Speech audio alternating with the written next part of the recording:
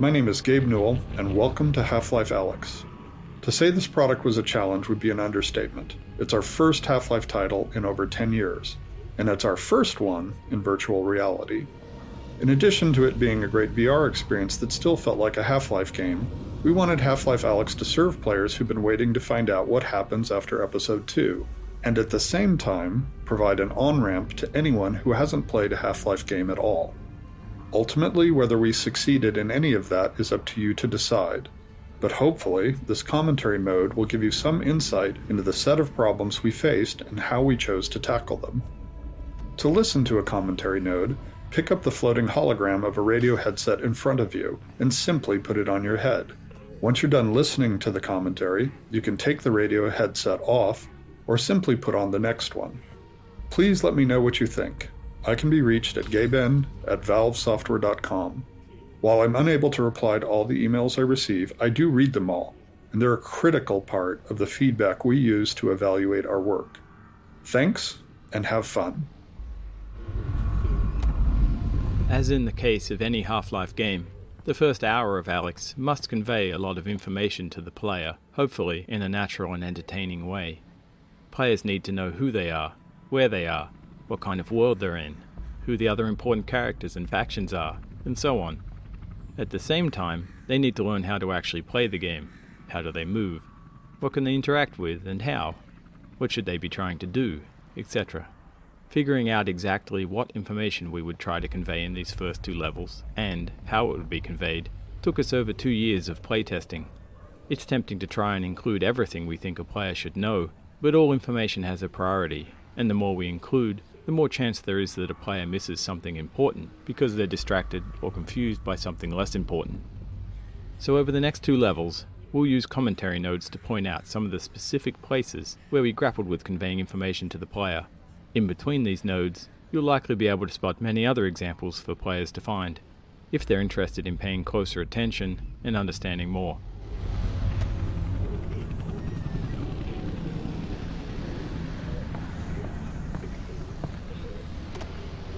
One of the pieces of important information we struggled to convey was exactly when Half-Life Alyx is set within the series timeline.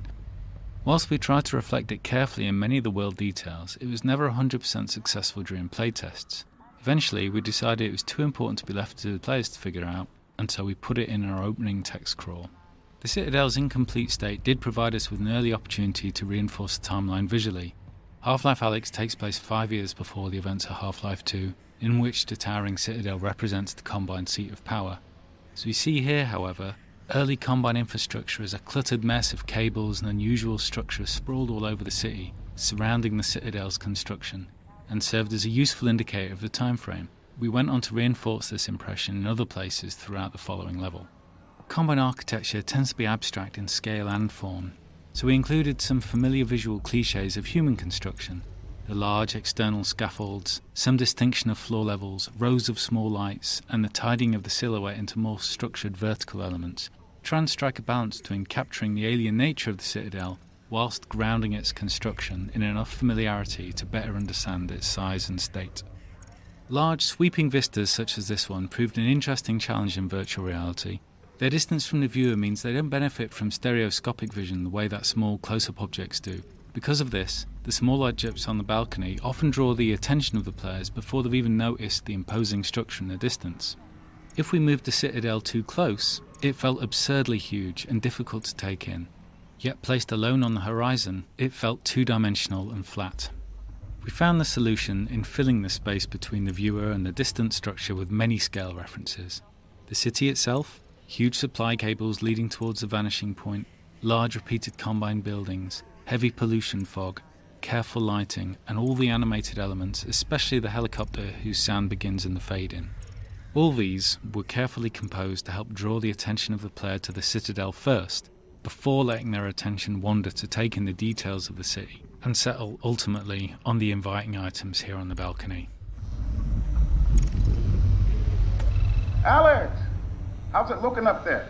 It's good, Dad. Metrocop movement is normal. Same for the Combine patrols. How's it going in the stockyard? One Combine mini reactor from a shipment of 4,000. They're never going to miss it. Here, see for yourself. And not only that, Someone's hacked into the Combine construction network. Don't get greedy, guys. We're not made of time here. 1 minute and I'm out, guaranteed. Oh, also, I spotted the Combine moving supplies into the quarantine zone. That place has been deserted for years. That is all.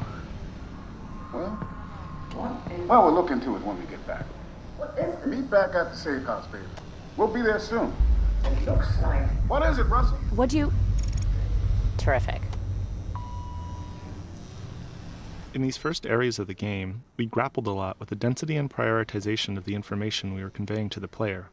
Playtesting showed us that players in VR were easily distracted, often due to better peripheral vision, such that they'd focus on one scene element while losing track of others. This was exacerbated in these first rooms because players were acclimatizing to being in VR, often for the first time. In addition, different players progress at different speeds. We saw some players spend 30 seconds on the opening balcony and others 30 minutes. As a result, we did a lot of iteration over the set of opening areas, each time changing what information we tried to convey to the player. Initially, the video call from Eli took place in the later refuge room with the snark and camcorder, but players were often too engrossed in interacting with all of the detail in the room to pay attention to the conversation between Eli and Russell. We moved the video call out to the starting balcony, but there it distracted from the establishing shot of City 17 and the Citadel. It also came at a time when players were still figuring out core game elements like movement and hand interaction with the world. That collision made simple things hard, like when to show the player a movement tooltip if they immediately started the video call. Eventually, we settled on inserting the greenhouse between the starting balcony and the refuge, which allowed us to move the call to an area with a slightly obscured vista and fewer interactable objects. This avoided the distraction problems and ensured players were past the initial gameplay moments of figuring out their hardware and movement setup. It also had the bonus of allowing us to add further detail to the opening balcony and Alyx's refuge without fear of creating distractions from the video call. Beyond conveying critical information about the state of the world, the first two levels of Half-Life Alyx also needed to demonstrate some of VR's strengths. Conveying a sense of scale is something VR does much better than flat screens, and our early playtests showed us that nothing quite sold that scale more than seeing a Strider up close. In addition to the visuals, to fully illustrate the scale of a Strider at close range, we needed to do a lot of work on its audio treatment. Players had strong expectations about feeling the weight, power and presence of the Strider through its movements, particularly as it stepped on the balcony the player was occupying. In order to convey this power through sound, we layered multiple sound effects, allowing us to address ranges in the audio frequency spectrum and the temporal nature of those elements separately.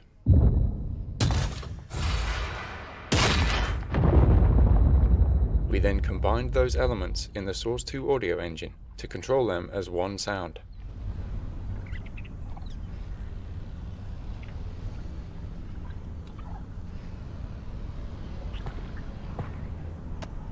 This room, internally referred to as Alyx's refuge, was initially the location where the Eli video call took place.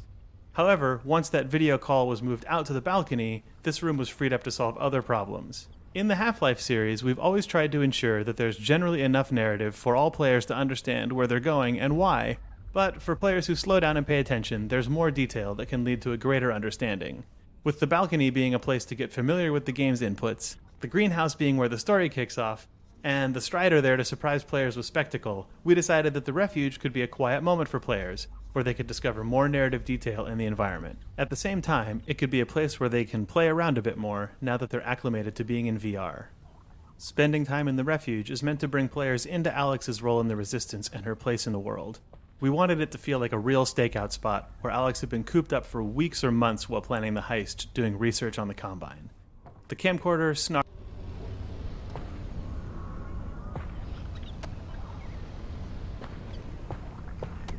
This room, internally referred to as Alyx's refuge, was initially the location where the Eli video call took place. However, once that video call was moved out to the balcony, this room was freed up to solve other problems. In the Half-Life series, we've always tried to ensure that there's generally enough narrative for all players to understand where they're going and why, but for players who slow down and pay attention, there's more detail that can lead to a greater understanding. With the balcony being a place to get familiar with the game's inputs, the greenhouse being where the story kicks off, and the Strider there to surprise players with spectacle, we decided that the Refuge could be a quiet moment for players, where they could discover more narrative detail in the environment. At the same time, it could be a place where they can play around a bit more now that they're acclimated to being in VR. Spending time in the Refuge is meant to bring players into Alyx's role in the Resistance and her place in the world. We wanted it to feel like a real stakeout spot, where Alyx had been cooped up for weeks or months while planning the heist, doing research on the Combine. The camcorder, snark, and whiteboards are all toys that respond to detailed interaction and reward deeper investigation, giving curious players more information about the world of City 17 and what Alyx has been doing in it. When we started Half-Life Alyx, we were very curious to find out how VR would impact our music design. The Half-Life series has always used music sparingly, often leaving the ambient sounds of the world to provide the audio background. But it is a tool we like to use to highlight moments where the world state has changed in some important way. In this case, that something's riled up the Combine. In our early playtests of this scene, without music, but with many of the other visual and audio elements represented, we found some players didn't understand that they should move along, and that others became distracted by the interactive objects in the laundry. We experimented with some very simple quote-unquote action music to communicate the changing of the Combine threat level, as well as the story's intention for Alyx to get to safety, and found that players were less likely to forget their quest and move towards their goal. The music was kept simple and cinematic sounding to allow it to blend with the purposely complementary background sounds and gently start to normalize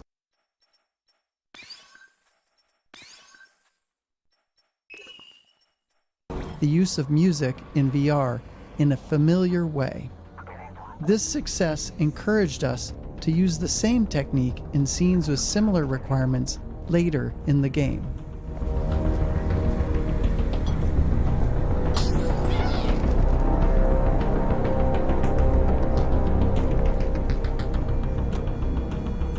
The remainder of this level is designed to continue informing the player about the world they're in, and to support the increase in the Combine's alertness. We also wanted detail to make the city feel alive, something that becomes much harder later on, once the player has a weapon. This was tricky to design due to the challenge we're often faced with, the friction between narrative state and gameplay state. Here, the narrative implies that Alyx should be making her way back to Eli as quickly and quietly as possible.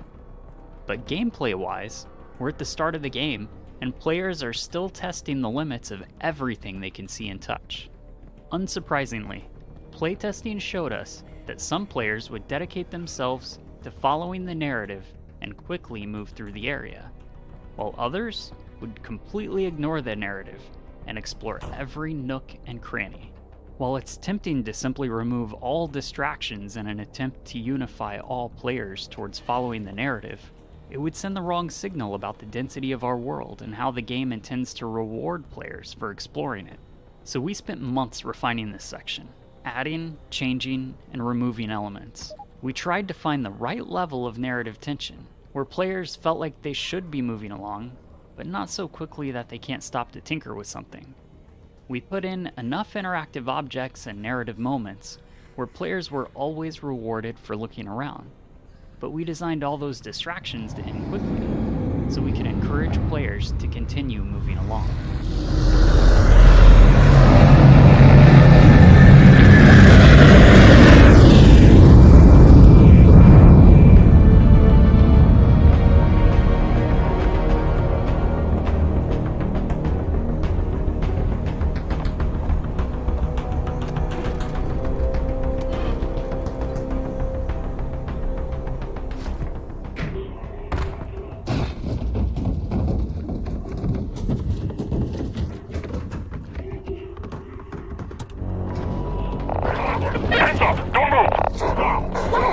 Whoa, wait, I just live here. Probably anti-citizen. Keep those hands up! Wait, don't shoot!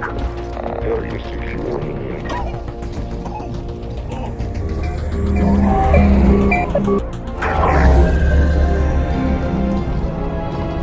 Give us me. We didn't steal anything. Don't care. What did you see? No one answers! Everyone! Get out and take him to the transport. Dad! Hey, wait, no!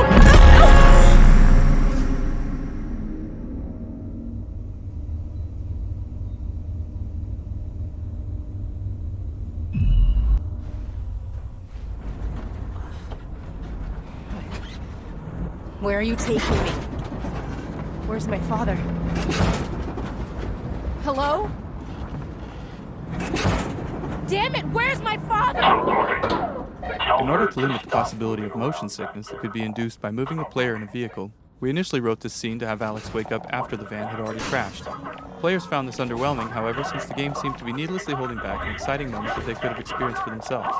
Addressing this meant that we had to tackle the technical problem of moving the player comfortably in a vehicle.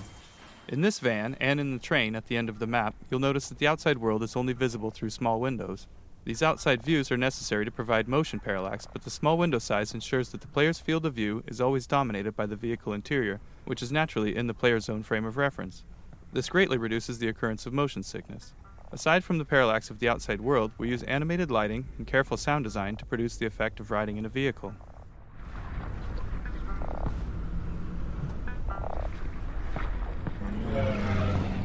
You have been in an accident. Take the headset.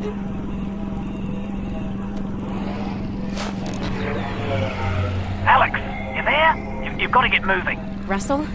I've been in an accident. I know! I caused it, so technically not an accident.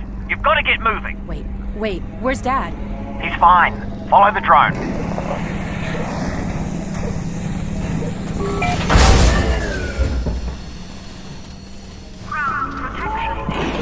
So, Dad's okay, right? Yeah, well, no. To be honest, he's in huge trouble. But... They've still got him. He was in a separate transport. And you saved me? Well, yes. I had no way of knowing who was in which van, so... Yes, the result was that I saved you. Do we know where they're taking him? Criminal holding. And then, when they realize he's Eli Vance, to Nova Prospect. But I'm already working on a plan to get him back. You're close to my lab. Keep following the drone. We'll figure out what to do. Where the last map was focused on conveying a lot of information about the world state to the player, this map is where we need to start the player's larger quest. That means the player must leave this map with an understanding of what's happened to Eli, and what they're going to do about it. The player also needs to meet Russell, so they have a face behind all the radio dialogue throughout the game. Finally, we need the player to collect the gravity gloves and the pistol and learn how to use them both. This is a daunting list. From experience, we know that if we cram all that into a single scene, players won't be able to remember more than a couple highlights. So this map's purpose is essentially narrative pacing. We need to draw apart the required events, separating them with enough time and space that players could ingest and remember them. At the same time, we're a little under the gun. Playtesting showed us that by now, some players have been playing for 30 minutes, and they're wondering when they're going to see some enemies.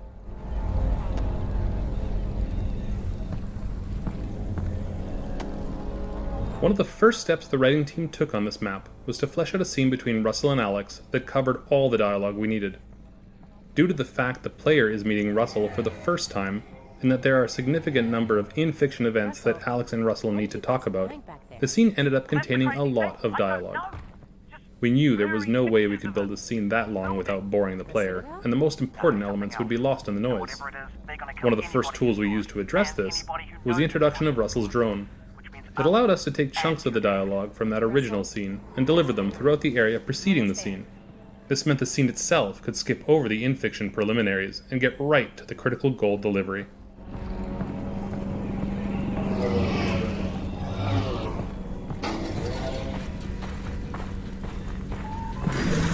In addition to delivering narrative at a consumable pace, this map needed to continue communicating the state of the world outside of the quarantine zone.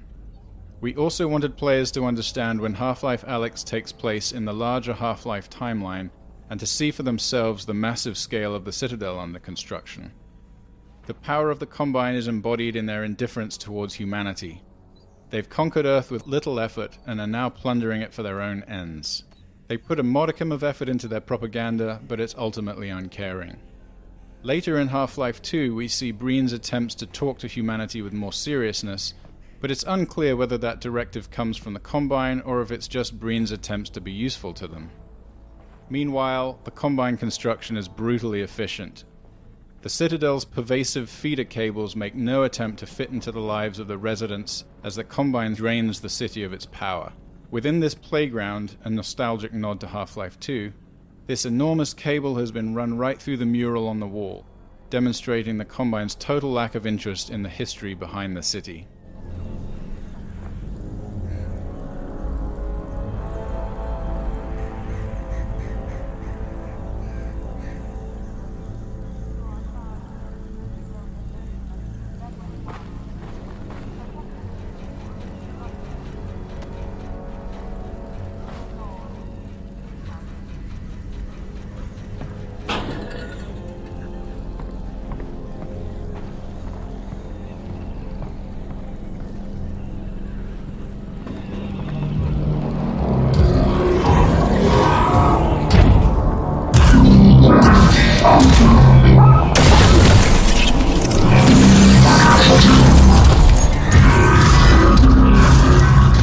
Alex, everything cut out for a second. I lost the headset video feed. Can you see my drone?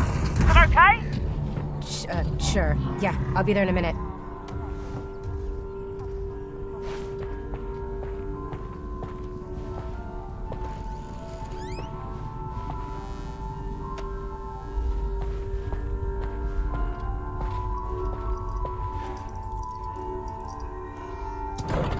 Alyx, great.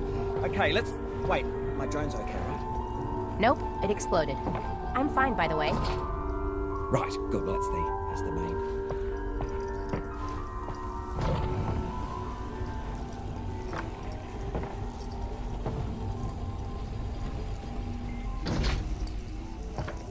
Russell, they've got Dad.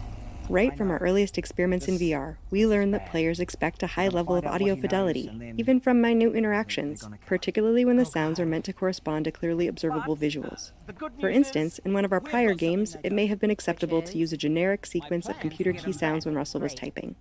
In VR, however, we know that a player can observe the animations very closely, and even put their head right next to Russell's keyboard if they choose.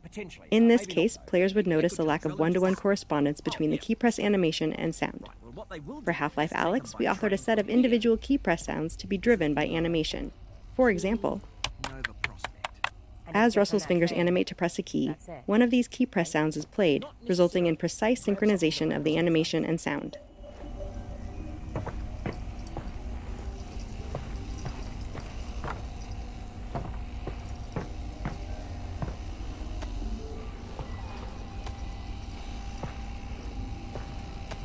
Russell's laboratory is the first time the player is in the same room as another character, and it highlights one of the main challenges we face when designing choreographed scenes in VR, keeping the player and characters out of each other's space. In previous Half-Life games, we could always forcefully move the player if we really needed them out of the way. We made several attempts at finding a similar solution in VR, but found that it often made players feel deeply uncomfortable or disoriented. So instead, we designed these spaces to allow for a natural separation between the player and our characters. Where natural separators couldn't exist, we had to restrict players from moving into the character space, removing that limitation as soon as the character had moved out of the way. Another challenge was balancing how often characters respond to player actions while delivering important narrative information. In early experiments, we allowed characters to stop mid-sentence, which allowed them to respond immediately to the player, and then continue on with their dialogue. While technically straightforward, this was incredibly difficult to execute in animation and dialogue without feeling unnatural. The combination of custom reactions necessary to cover the range of possible player interaction and the resulting return to narrative dialogue quickly multiplied out of control. Eventually, we settled on a solution where we allowed only a minimum of interactions during the important narrative delivery sections, and a wider range of responses to more complex reactions after the scene has completed. In the case of Russell, we layer subtle head facing and natural eye contact on top of his performance while he is talking with Alyx. Then, after the scene, when he is typing at the computer, he will respond to players trying to touch him or objects being thrown around.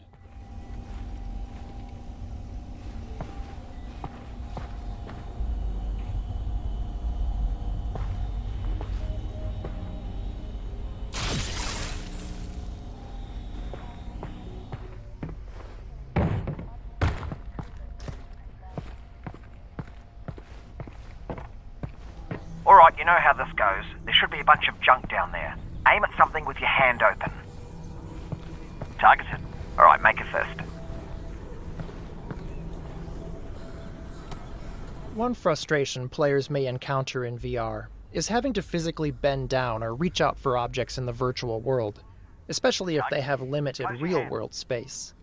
A common solution for this is to provide a way to bring objects to the player, instead of forcing the player to go to them. We knew this would be an important feature in Half-Life Alyx, with its sprawling levels and players' desire to explore every corner of the world. We didn't want this mechanic to feel too gamey or magical, so we decided to integrate it into the fiction of the game by making it a feature of the gravity gloves, which are a natural precursor to the gravity gun of Half-Life 2. This allowed us to present the mechanic as a real physical action that's enabled by a piece of in-fiction technology. To emphasize the physicality that is unique to the medium of VR, we used a physical gesture to activate the pull instead of a button press, and then required the player to actually catch the object instead of automatically attaching it to the hand. This made the mechanic feel more natural and rooted in the fiction of the game's universe, while allowing the player to feel powerful and accomplished. When a player pulls an object with the gravity gloves, we use the game's physics engine to apply a launch force to that object with a trajectory that is partially influenced by the direction of the player's pull gesture. We set the object's launch velocity to result in a standard flight time from pull to catch, so the player can develop a rhythm that eventually becomes automatic. We want the object to arrive at the hand as reliably as possible, so after the initial launch, we continually apply small impulse forces along the trajectory, represented by the white arrows. Those impulses help counter gravity and compensate for collisions with obstacles along the way, while continuously steering the object toward the hand, which is itself a moving target. A generous catch range and subtle haptic feedback when the object enters that range virtually guarantees that it will end up in the player's hand every time, even if their attention is focused elsewhere. One other benefit of implementing this with physics is that we didn't need to do custom handling for an object's size, mass, or inertia, and it automatically compensated for the non-standard gravity that players encounter inside the vault at the end of the game. Yep, you're tethered. Now close your hand. You're on it. Yep. One more time. Registered. Now flick your wrist to bring it in. Perfect. We're done. Oh, wait. I almost forgot. Alyx, up here. You're gonna need a gun. Don't worry, it's unloaded. It's unloaded now. Oh, almost forgot. Guns need ammo. Here you go. Right, heading back to the con room.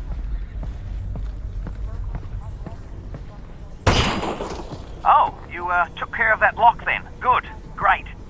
Did have the key for it, but should have given you that. That's on me. Alright, here we go. Next stop, Fairview Junction. Thanks, Russell. And good luck, Alyx. Goodbye. Obviously, just to let you know, I am still here, though. I know.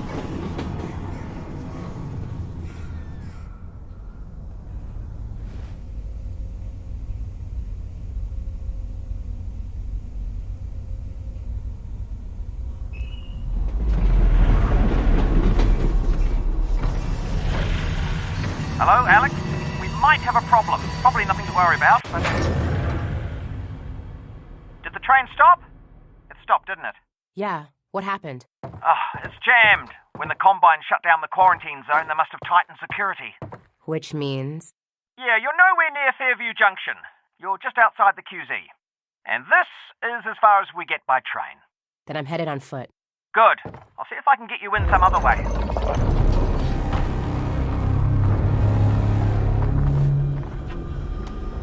I got a dead zombie here. I thought the Combine sealed up the QZ. Oh, this one must have squirted out. I've heard they've had trouble with barnacle spores outside the containment area, but not about fellas like this. Probably not a one-off then. I doubt it.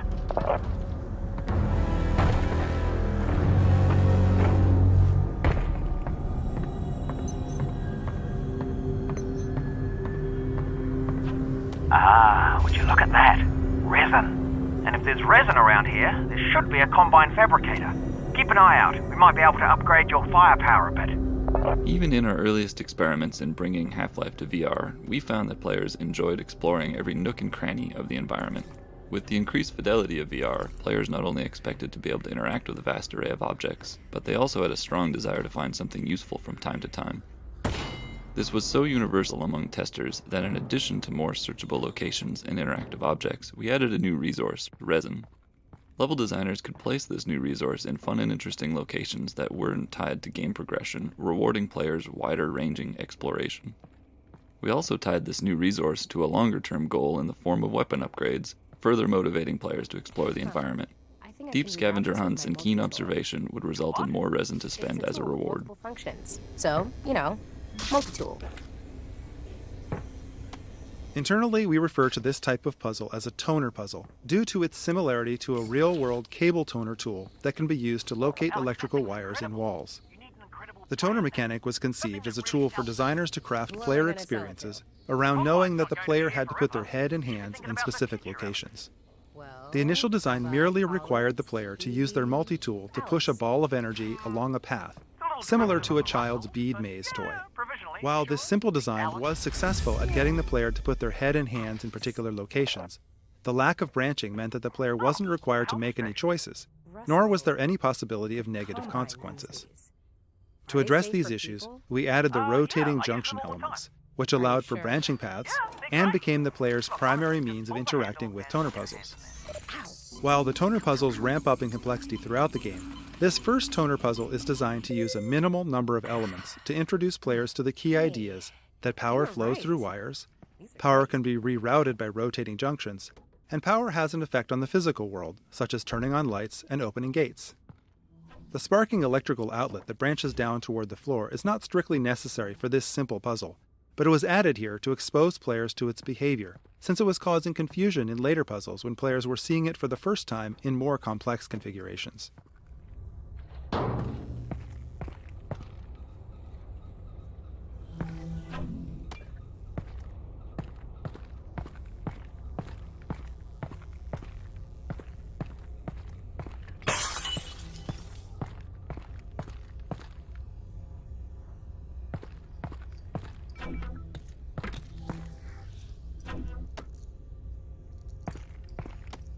From our earliest experiments in VR, we realized how critical high-quality, high-density lighting was to conveying a sense of realism. In game development, any technology choice involves trade-offs between quality, runtime performance, and development time. For Half-Life Alyx, we chose a high-quality, high-performance light mapping solution which required a significant amount of offline preprocessing. We performed the light map preprocessing using a render farm, which could take several hours for a single map at the highest quality, and we put a lot of effort into mitigating the cost of that high iteration time for designers on the team. Specifically, we implemented a real-time approximation to the final lighting result, which allowed designers to light scenes in real time with confidence that the high-performance light maps would match their intent. Most lights in Half-Life Alyx are baked into a single term that describes distance falloff and shadowing, allowing us to change the brightness and color of lights in real time at no cost. This encoding also allows us to apply shadows from dynamic props and characters without having to render any static geometry into shadow maps. Our light maps store directional information using the popular ambient highlight direction encoding, an improvement over Valve's own radiosity normal mapping technique pioneered in Half-Life 2. This new light map encoding ensures that the bumpy surfaces can appear bumpy even when not under direct light. This blinking light source provides a good illustration of this technique, as you can perceive the surface detail even during times the light source is off.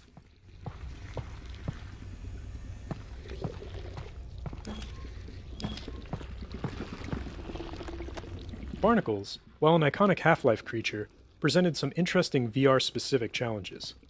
While their tongue is intended to trap hasty or unobservant players, those caught by them often didn't realize what was happening. They would become disoriented or even motion sick as the barnacle lifted them up to be eaten. These unfortunate players almost universally died and failed to learn what was happening even after multiple encounters. To address this issue, we created the tongue as a particle system. This allowed us to both physically simulate it as well as reliably position it for maximum visibility. If a player does get grabbed by a barnacle, the tongue always wraps right in front of their face, no matter which direction they try to look. This makes the tongue almost impossible to miss and visually guides the player's eyes up to the location of the barnacle, so they know where to shoot to free themselves. These fixation visuals that kick in as the player is being lifted not only serve to communicate the damage the player is taking, but they also help to reduce motion sickness by narrowing the player's field of view. These changes, combined with sound effects and other visuals like seeing stars and blacking out, eliminate confusion for players and enabled us to bring this classic enemy into the world of Half-Life Alyx. We got a lot of positive feedback from our initial experiments requiring players to perform a series of physical actions to reload the pistol. Specifically, ejecting the clip, retrieving a new clip from their backpack, inserting the clip into the gun, and chambering around. Players enjoyed learning and improving at this skill. We experimented with using a single button for both ejecting a clip and chambering around, but we found that assigning these operations to two different buttons was more interesting, even though it was more mentally taxing. In fact, it was more interesting precisely because it was more mentally taxing, as players would frequently mix up the buttons under pressure. In the early stages of the game, players would be fumbling for clips, ejecting the clips when they meant to be chambering around, and generally making a mess.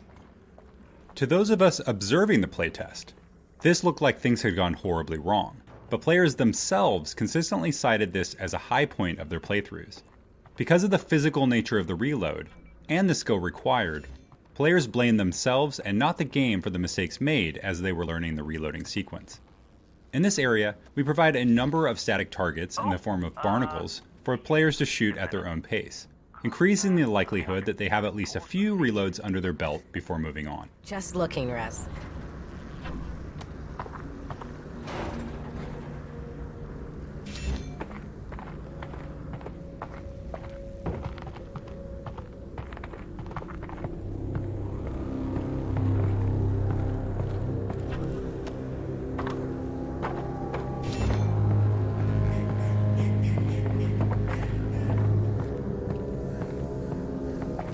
I take it the quarantine zone is behind this hatch? Yeah, that's where they keep it. I'll look around for a control panel to open it up.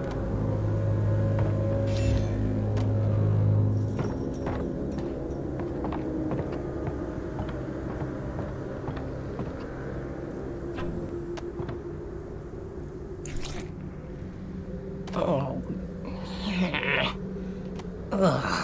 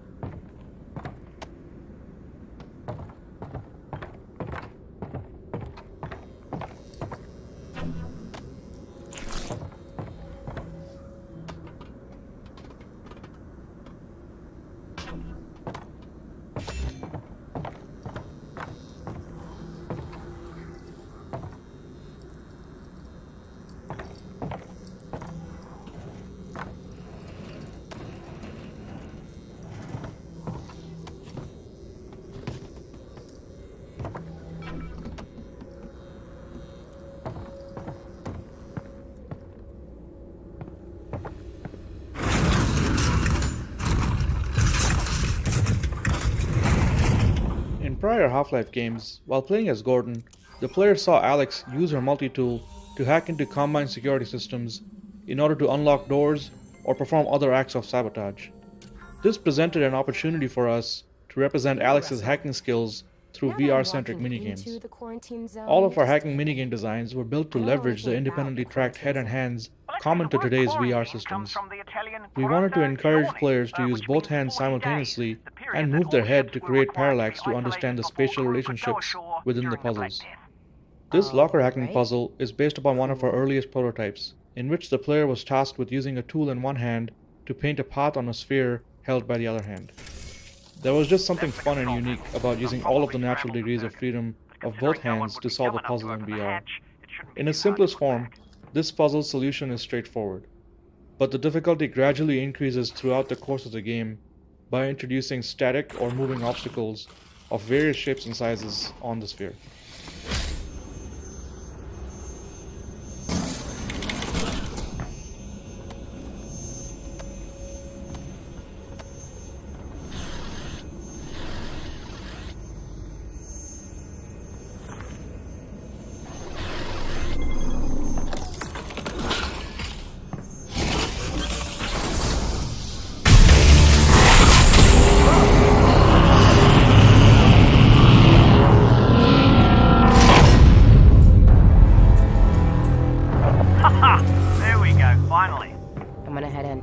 How far is Fairview Junction? You'll go through the old subway tunnels on your way to the train yard. Have they started moving Dad yet? I don't think so, which is good news because we've still got time. Oh, that's great. Or bad news because they've already killed him. And you don't need to move the corpse, you just bury it. Whoa. Russell, are you seeing this? Whoa. All right. Here we go.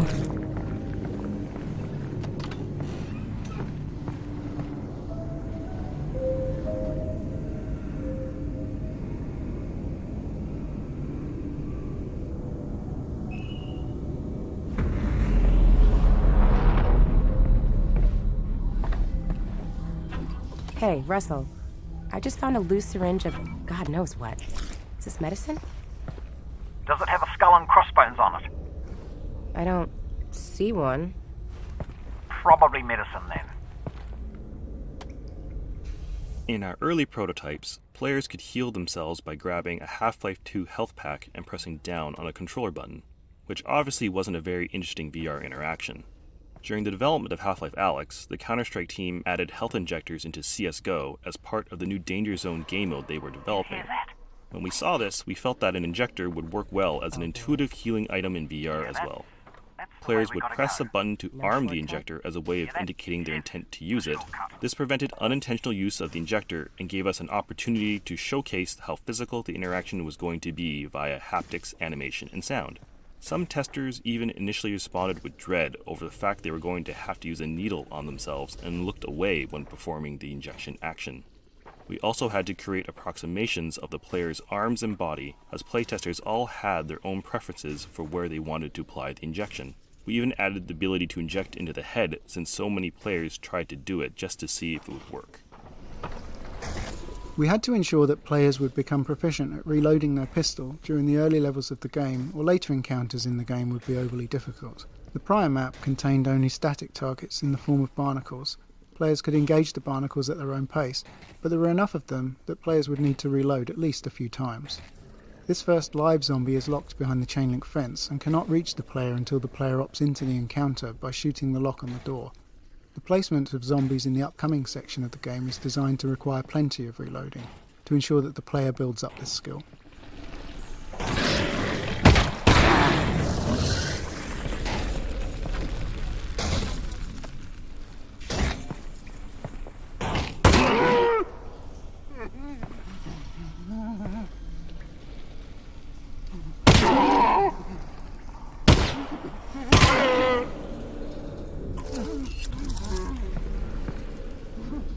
Alright, that seems to work. Let's keep doing that.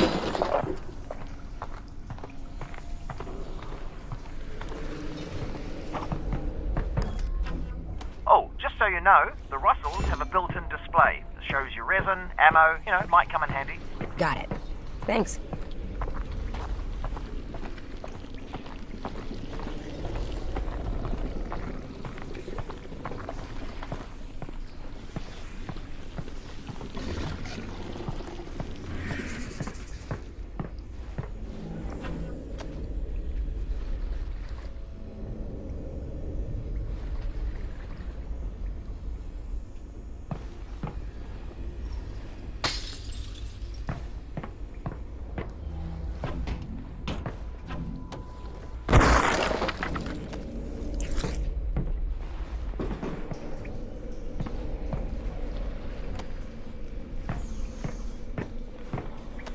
Virtual reality provides the opportunity to add physicality to gameplay, but this needs to be balanced against player fatigue and accessibility.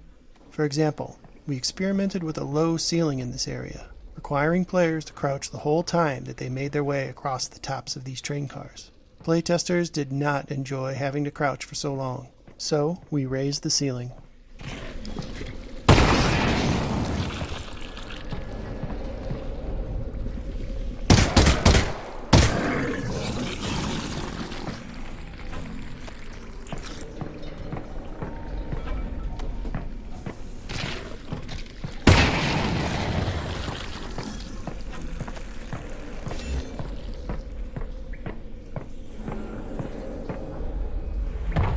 Oh boy. Yeah, be careful.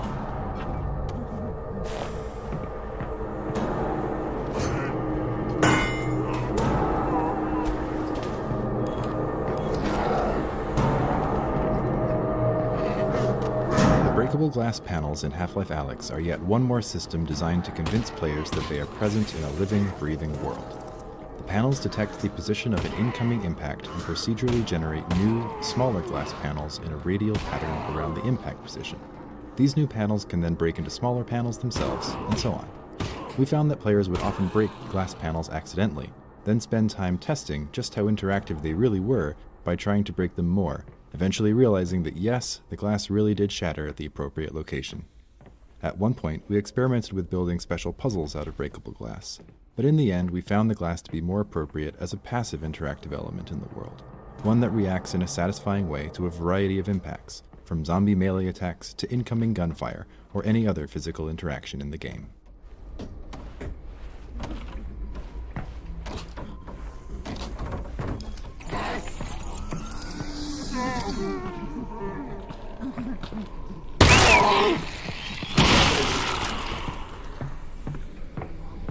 Alyx, I think that's a combine Weapon fabricator. upgrades are a new feature for the Half-Life franchise, and fictionally this mechanic paired well with Alyx's tinkering nature.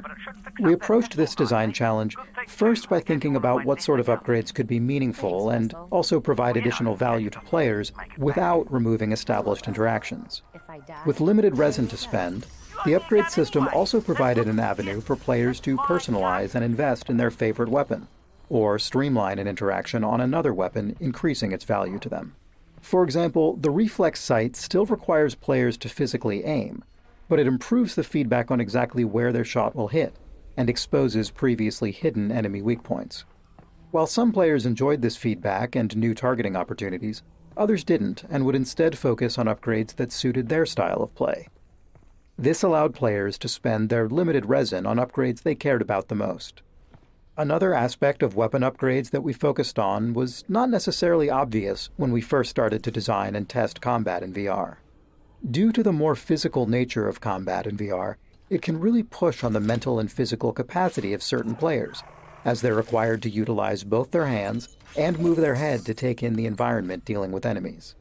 While this is a very natural experience, there's also a lot going on at any given point with reloading and combat. As we observed players in some of these more intense combat situations, we started finding opportunities to allow some upgrades to reduce the number of times a physical interaction was required, or reduce the complexity of a particular interaction. The autoloader on the shotgun is a good example. When added to the shotgun, the normally slow, methodical action of feeding shells into the gun is replaced with a far simpler, faster interaction of slapping the shells into the autoloader before they get automatically fed into the gun.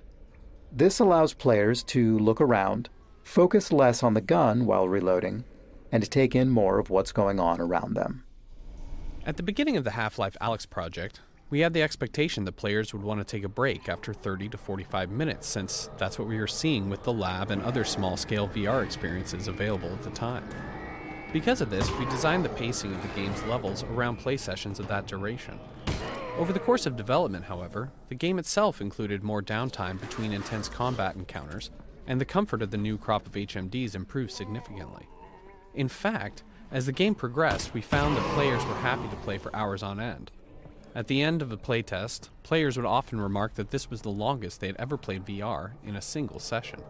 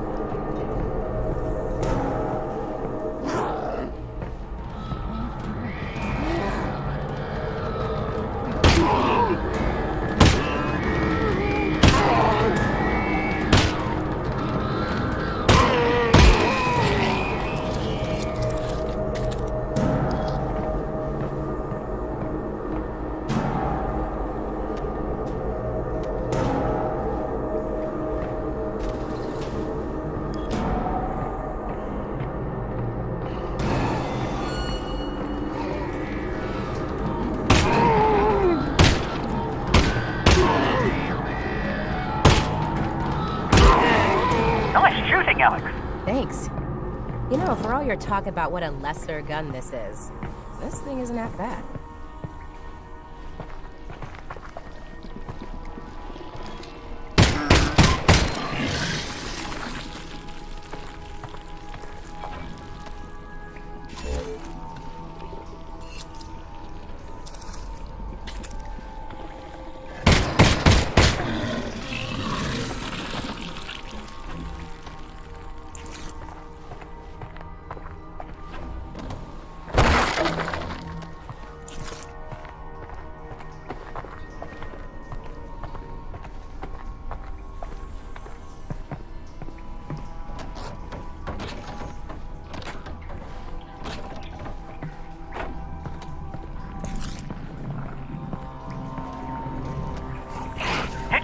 Until this point in the game, players have only seen headcrabs attached to the heads of zombies.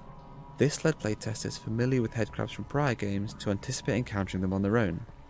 We decided to play up this anticipation by foreshadowing the first headcrab encounter with a headcrab that drops out of a vent before disappearing, as well as headcrab sounds in the environment, including a threatening headcrab sound coming from the partially boarded up doorway ahead.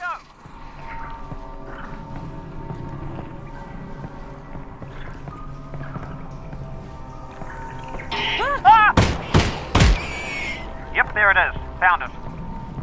Probably only one of those.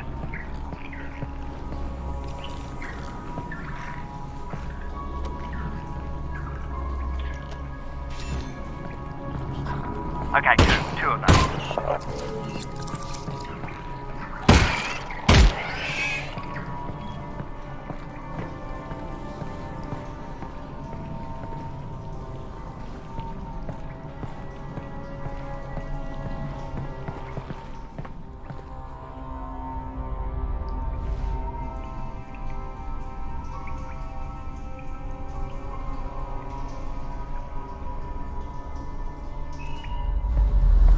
Heard anything about Dad, Russell? No. Radio silence since he got on the train. Damn it. Well, the good news is he's probably fine. How do you know that? Because they're taking him to Nova Prospect to torture him. That's the torture place. So they're hardly going to torture him before they get there. So he's fine. Logically speaking.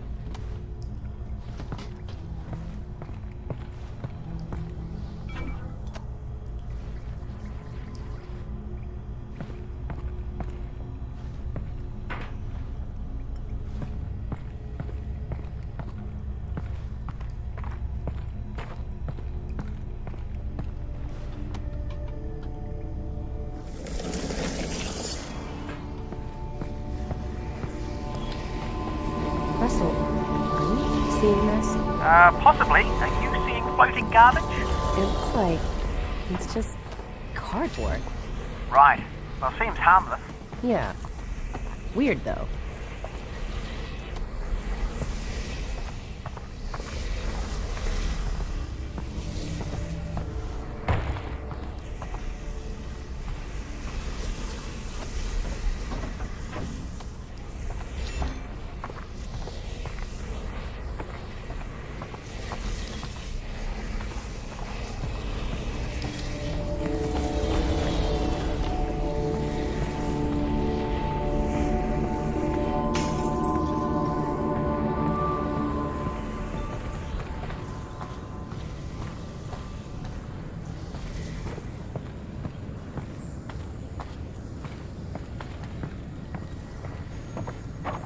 is that?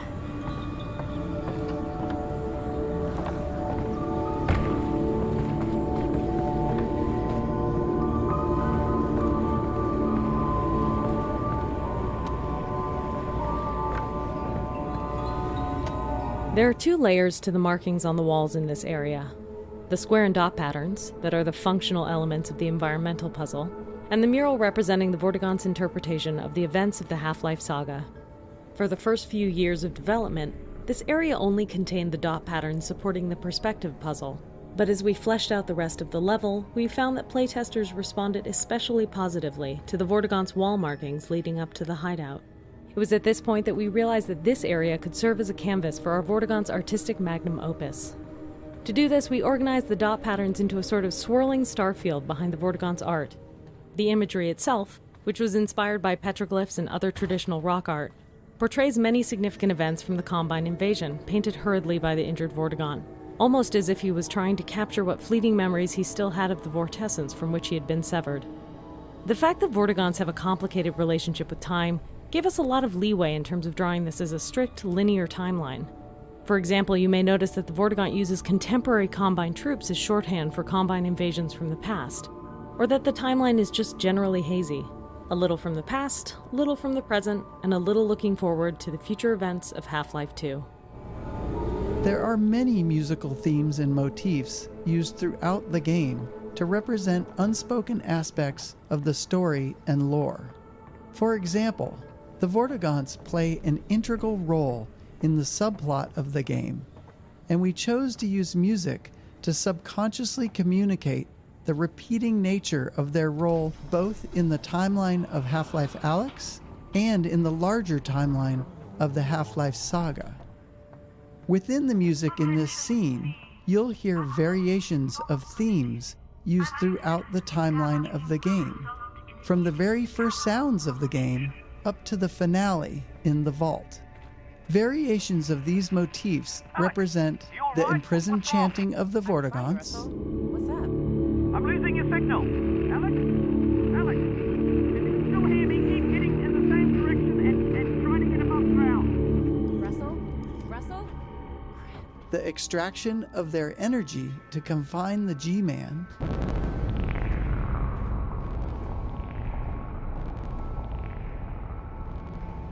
as well as historically familiar sounds representing the vortessence itself.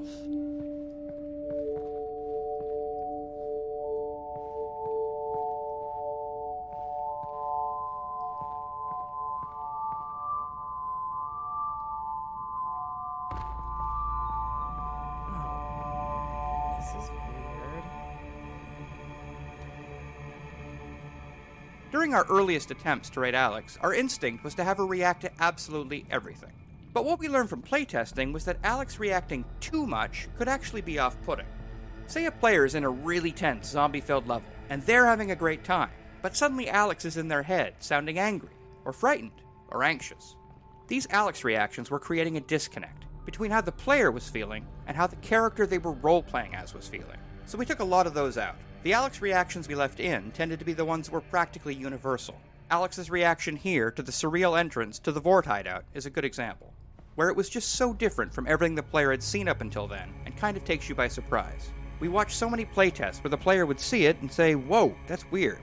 So we had Alyx say the same thing a second later, almost like an echo.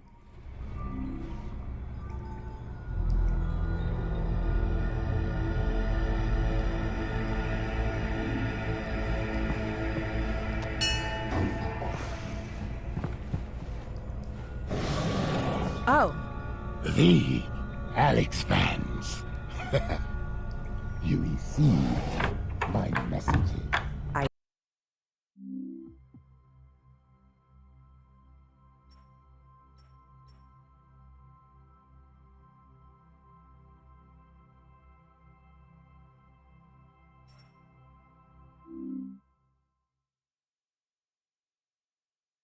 Did?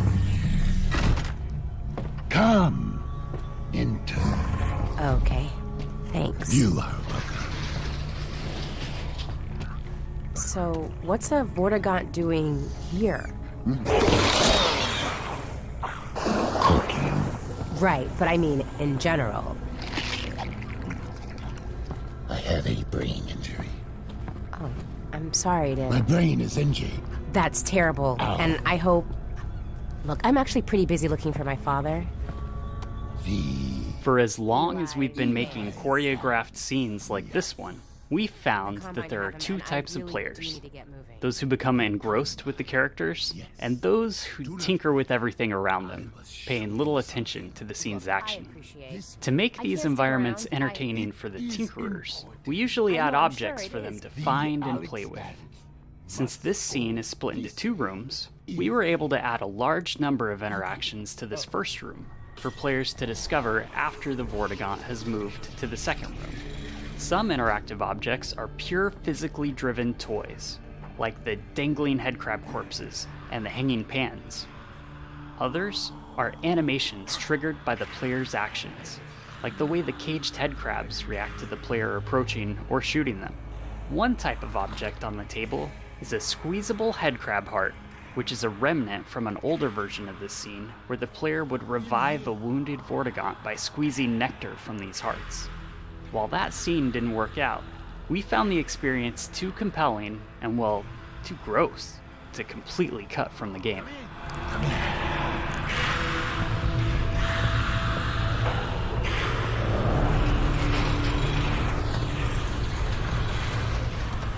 The fundamental challenge of any choreographed dramatic scene like this one is making sure that we entertain the player without undermining the delivery of critical gameplay information. In this case, the player needed to leave this scene with the knowledge that the Vortigaunts have been imprisoned and that the player should seek the Northern Star. This particular scene went through many different variations during development, from a cooking scene with an extremely traumatized Vortigaunt to this humorous version. We even experimented with an interaction where the player was required to squeeze the nectar of several headcrab hearts into the Vortigaunt's mouth to revive him. While this was a memorable and novel VR interaction that ensured the player was engaged with the scene, the interactivity on the player's part often resulted in playtesters remembering the actions they took, but not the critical gameplay information. Eventually, we ended up with this more humorous scene, which struck an effective balance between entertainment and goal delivery. Importantly, we also distributed the scene across 2 separate rooms, breaking the information delivery into 2 steps. The first room where the player meets and learns about the state of the Vortigaunt, and the second room where the player is given their new goal. Separating these physically into rooms seemed to help players more reliably retain the critical information delivered in the second room. While this scene did undergo a lot of changes, one story beat remained virtually unchanged from the very first roughed-in version. The moment the Vortigaunt tosses a headcrab carcass down to the player and yells, "Sustenance!"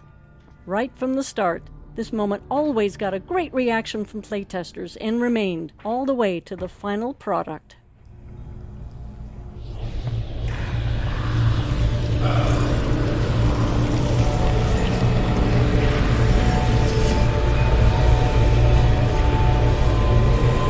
I will help the alyx fans. Look to the Northern Star. Why? For guidance. Okay, thanks. Are you done helping? I am not. Here. Sustenance. I'll eat it later. Thanks for the help. You will be welcome.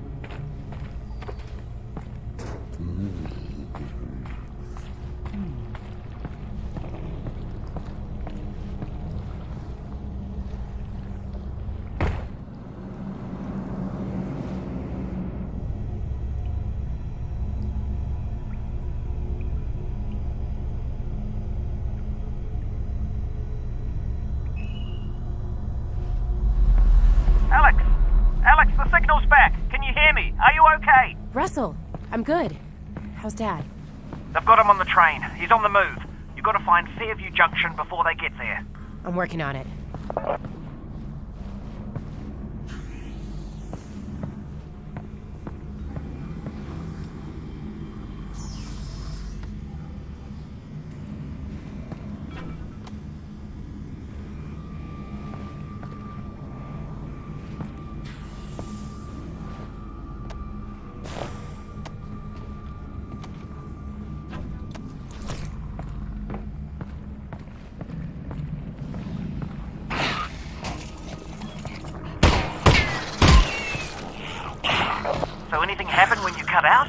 you're not gonna believe this, but I ran into a Vortigaunt. Vortigaunt? We spend time on every game design element thinking about how the player is expected to learn of its existence and understand its details. Some design elements are so important that the game experience will break if the player doesn't understand them, while others may just be fun diversions or rewards for exploring the game's systems. Any required element will require work on our part to teach the player. In Half-Life, we try to teach elements in ways that feel as natural as possible, entwined within the core flow of the game so that you don't feel like the game just stopped to teach you something. We don't always succeed, but the attempts usually lead us somewhere interesting. In this case, we need to teach the players about the armored headcrab. The key elements that we want them to understand are that the headcrab is invulnerable on the top, but has a weak spot on its belly. We would also like the player to learn that the headcrab exposes its weak spot right before it jumps, but this isn't required. The player can fall back to shooting the weak spot as the headcrab scrambles around after a leap. Teaching design elements of enemies is always tricky. Players have shown us for years that it's really hard to learn something new while under attack. We've also seen that invulnerability, in particular, is a difficult enemy feature to teach. If players are blasting away at an enemy, they are often not paying close attention to the impact feedback. If the enemy is vulnerable in some areas and not others, players may kill the enemy with a spray of gunfire, not realizing that some of their shots did nothing, while others hit critical weak spots. So when we approached the armored headcrab training, we knew we'd need to do significant work. The first step was to avoid placing the player under duress by containing the enemies inside this wire fence. Next, we placed headcrabs at eye level facing the player, exposing their bright, pulsing weak spot. If the player shoots one immediately, they are rewarded with a unique death effect where the headcrab explodes into chunks. This effect is designed to show the player that they did something special to kill this headcrab, as opposed to how they've been killing headcrabs up until now. There are a couple of other pieces in the setup here that are important. A second headcrab is placed right behind the lock the player must shoot to enter the cage, encouraging the player to notice the weak spot and try shooting it. 2 more headcrabs are loose in the cage, scripted to repeatedly attack invisible points on the wire fence. This ensures they are constantly demonstrating the way they expose their weak points before they leap, and this allows players to practice hitting the weak spot from behind the safety of the fence. With any section of natural entwined training, we've observed that there's rarely any one thing that succeeds in teaching all players, nor do 100% of players leave with the perfect understanding we'd like. If player understanding is absolutely critical, we have to build a more bulletproof gate that ensures the player demonstrates understanding before moving onwards. In fact, we do just that when the player acquires the shotgun in the next area. In the case of the armoured headcrab, however, playtesting showed that we could afford to let a few players through with less than perfect understanding. This section gave them enough of a chance to experiment that they got a sense of what was going on, and further encounters with armoured headcrabs solidified it. There was still a lot of iteration on the visual design of the headcrab to further drive home its armour and weak point, and we also added a custom response to shotgun fire. In that case, the armoured headcrab flips over and wriggles for a second, exposing its weak point. This was added to reduce the resource loss we saw happening in players who were still struggling to understand the armoured headcrab mechanics after they acquired the shotgun. That zombie has a shotgun. One challenge we always face when giving a new weapon or tool to the player is ensuring that they collect it before moving on. In these cases, we try to establish some kind of gate that the player can only get past using the new item. This can be especially tricky in cases where we are giving the player a new tool that doesn't fundamentally change their capabilities, as in the case of the shotgun, where almost everything that can be done with the shotgun can also be done with the pistol. In contrast, the pistol gate, where the player had to acquire the pistol before being able to shoot the lock off of the fence back at Russell's lab, was simple to design and execute. For this shotgun gate, we not only needed to ensure that the player collected the shotgun, but also that they learned how to load it before proceeding. We playtested a number of approaches to teaching the reload mechanics during combat, and repeatedly found that it didn't work. When faced with learning a new, complex task under duress, players would retreat back to using their pistol, which was a known quantity to them. Once the player has collected the shotgun, they are only halfway through the shotgun gate. Next, they need to learn how to reload it. To drive home the necessity for the player to learn how to use this new weapon, we added an incoming threat, using a variety of audio and visual effects to sell it. While our goal is to make the player feel like they have a limited amount of time, the time pressure is entirely fake, and everything proceeds based on the player's progress in loading the shotgun for the first time. Once the shotgun has been loaded, a short timer starts, after which zombies burst through the walls. If the player happens to look at the walls before that timer is up, we abort the timer and introduce the zombies. The combination of a timer and a look trigger is a common trick used in places where we'd like the player to see a neat visual moment, but we can't wait forever or the game simply won't progress. The breaking of the walls by the zombies is the final step in opening the shotgun gate. Having new enemies open the way forward when they enter the player's space is a fairly tried and true method, but it's never one we're particularly happy with. It's always a bit too convenient and lacks agency on the player's part. But in a setup like this, which contains a novel puzzle, a new weapon, and its associated mechanics, plus an ambush, we're already dealing with a lot of design complexity packed into a small space, and further additions would complicate the scenario even further.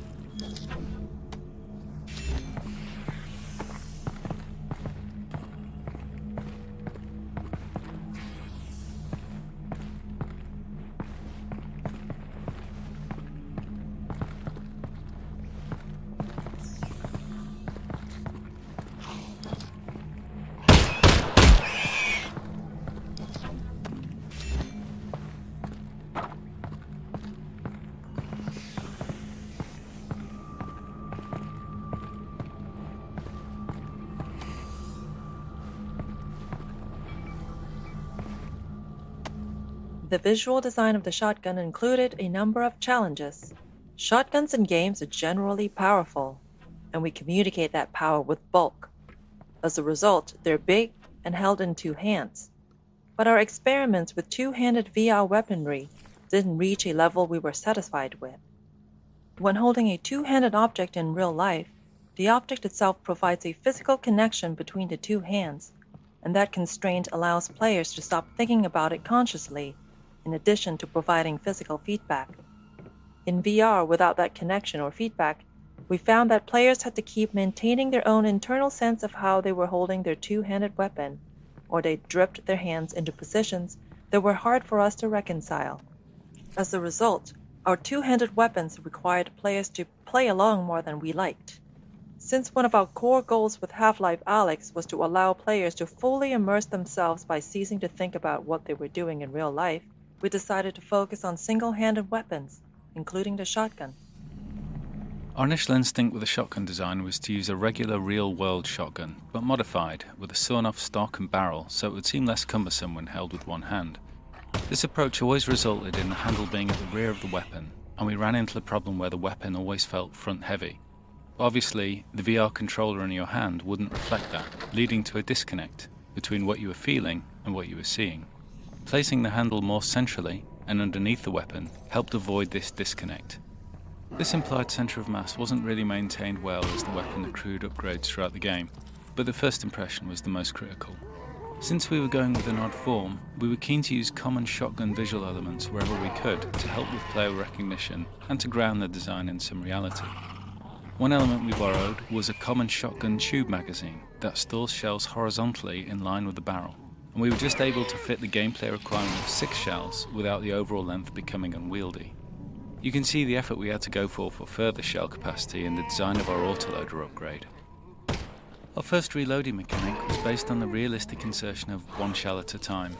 Playtesters found this to be overly tedious, although we did receive some positive comments that it made them feel like an action movie star. The simple addition of allowing the players to insert 2 shells at a time solved this issue, allowing us to keep the good part of the design whilst losing the bad. We were keen to reinforce the whole action movie star thing, and experimented with some big gesture the player could do to finalise reloading. The inclusion of a pop-up mechanism allowed us to add an additional step to the reload that further separated it from our other weapons, yet had a satisfying flick of the wrist to complete the action.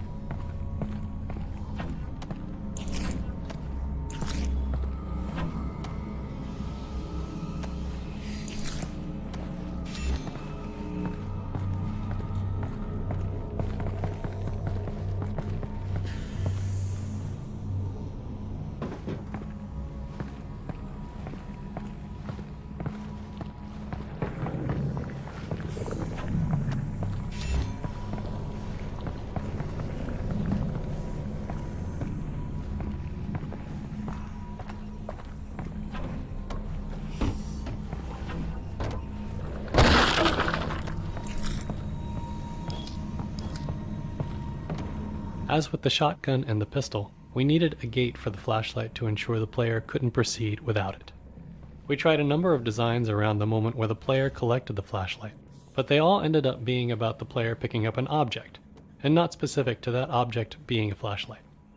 Given that the flashlight's primary function is to provide light, we felt the gate needed to be an area of darkness.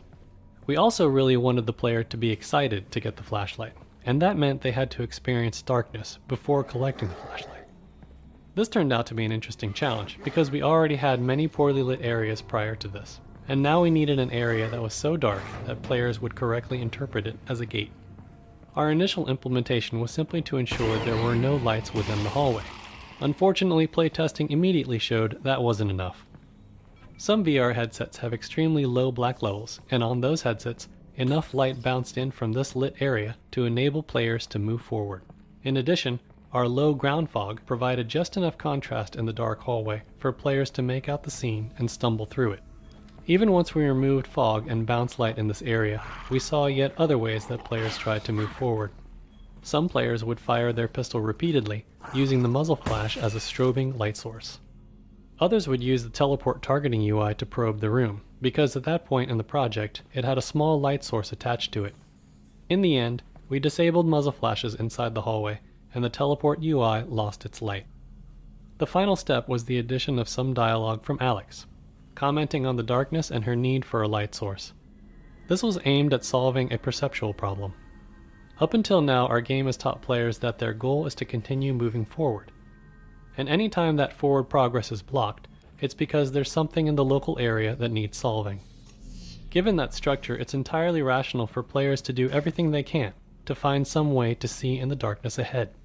Alyx's dialogue is aimed at telling the player that the game has recognized their attempts to move forward here, but the solution lies elsewhere. Subsequent playtesting showed us that this dialogue, coupled with the brightly lit area containing zombies off to the right, helped tug players past the darkness entrance and on towards the flashlight.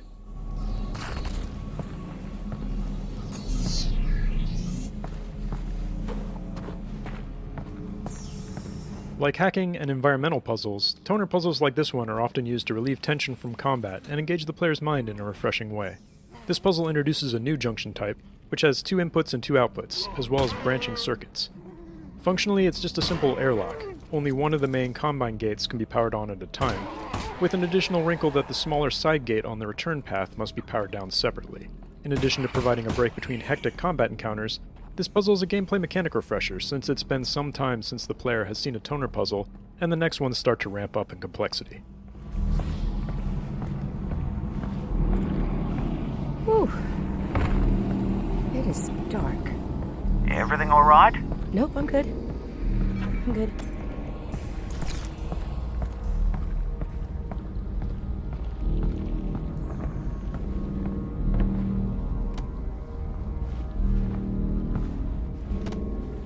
In prior Half-Life games, the flashlight was attached to the player's body, which meant that it always illuminated the world from the same angle, relative to the player's point of view. With tracked hands in VR, we had the opportunity to let players manipulate the flashlight directly, and playtesters reacted very positively to this new freedom. In fact, our earliest implementation of a flashlight in Half-Life Alyx was an object that could be picked up in either hand or even set back down. This allowed the player to put the flashlight down somewhere, providing illumination for themselves while they accomplished another task. Unfortunately, this presented the possibility that a player could leave the flashlight behind, which would have been a game-breaking scenario. Implementing the flashlight as an object that players had to hold also prevented them from holding something else in that hand, which was tedious to manage and simply too punishing of a trade-off. In particular, it meant that weapon reloading was a nightmare, because the player no longer had a free offhand to perform the reload actions. In the end, we settled on a flashlight that attaches to the offhand and turns on and off automatically. This fixes the issues with reloading in the dark, potentially losing the flashlight, and has the nice side effect of not requiring the allocation of a button to toggle the light, which is especially helpful on controllers with fewer buttons. Since the automatic on-off behavior is controlled using level logic, designers can make performance and quality trade-offs in different areas of the game. After all, if a player could turn the flashlight on at any time, the rendering overhead of this shadow-casting light source would have to be accounted for throughout the entire game. On the other hand, if the flashlight is known to be off in a given area, a designer can make use of the resulting rendering headroom by increasing the fidelity of the environment in other ways. You know, I can give you easily 100 reasons to be terrified. Okay, that was my fault. I'll be more specific next time.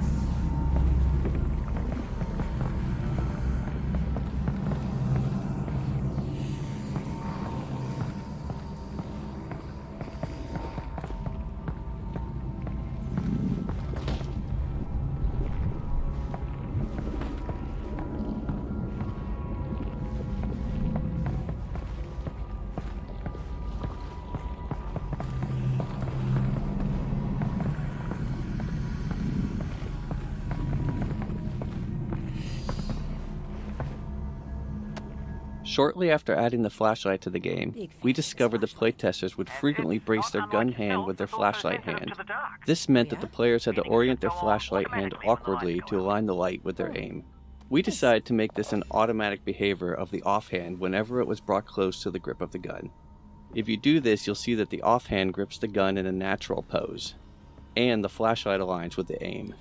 In fact, if you look closely at the end of the flashlight, you'll notice that it has a ball joint. This allows the flashlight to articulate based on whether the offhand is gripping the gun or not. The ball joint has 4 different orientations, one for each gun, and a neutral orientation for when the player is not supporting the gun to aim.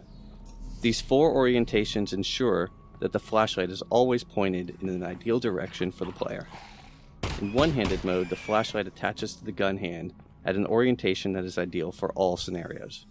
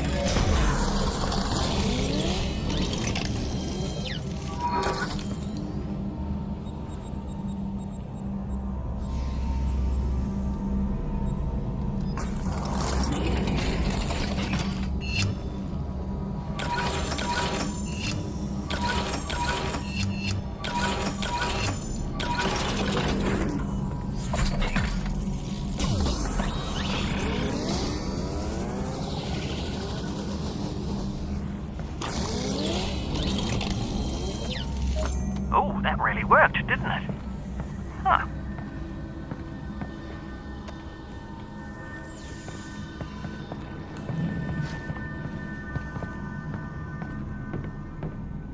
All right, Russ. Really need you to talk again. Absolutely. Be specific. Before. What was life like before the Combine? Ah, excellent.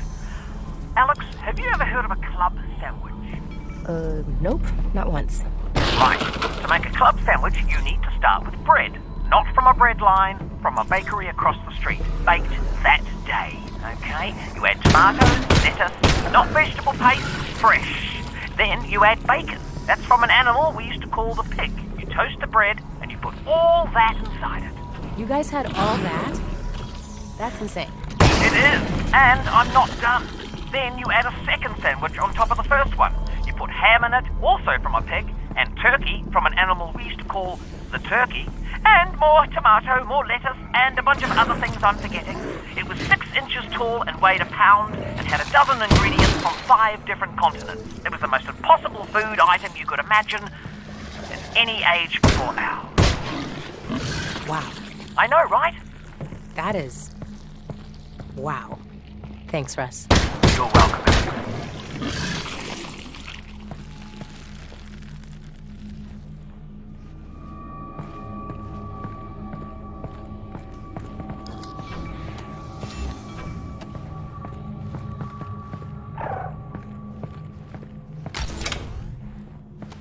When the writers create a new character, we try to write a variety of material from that character's perspective to help find their voice.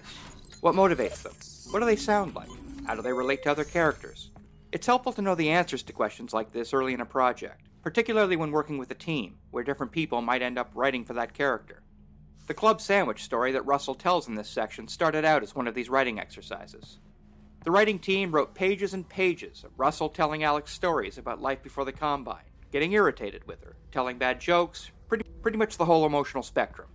As we refined Russell's character, almost all of that fell by the wayside. We needed to do that work to get to Russell, but most of it didn't sound like Russell anymore. Later in the project, we decided to make Alyx scared of the dark, so we needed Russell to talk a lot in this section to keep Alyx company. It didn't matter what he was saying, it just had to be this voice in the darkness that she was grabbing onto. And then we remembered, hey, didn't we write a rambling sandwich monologue a year ago? And the club sandwich speech was resurrected. Oh, thank God. I'm okay. I'm okay. It was on your face and it was disgusting. Yeah.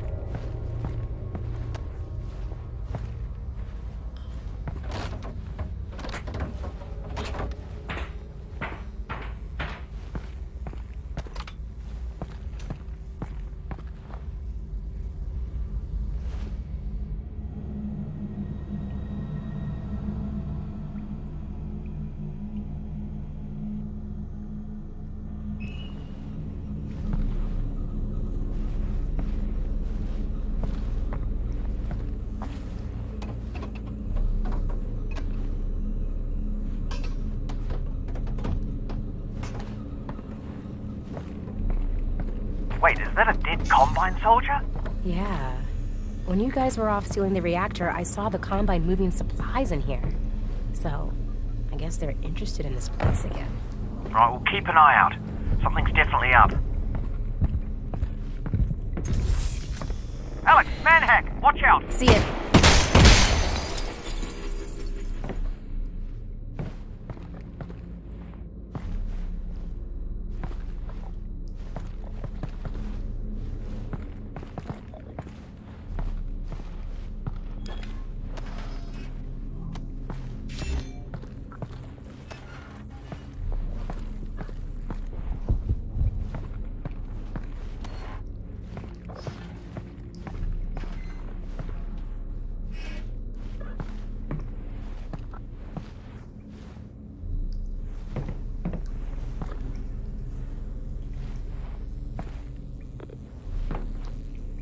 Okay, so, right now, what it's like to live on Earth on a scale of 1 to 10. I'd say we're at a 2. Yep, could always get worse. What would you rate it before the Combine showed up? Ooh, that's a toughie. I don't know. Good day? I'd say 6. Yeah, strong 6. 6? That's not great. Well, that's life, Alyx. You know, it's not always great. Well, maybe we get the Combine off Earth and we could shoot for, like, an 8. You know? Ooh, an 8. Yeah, that really would be nice. Really nice.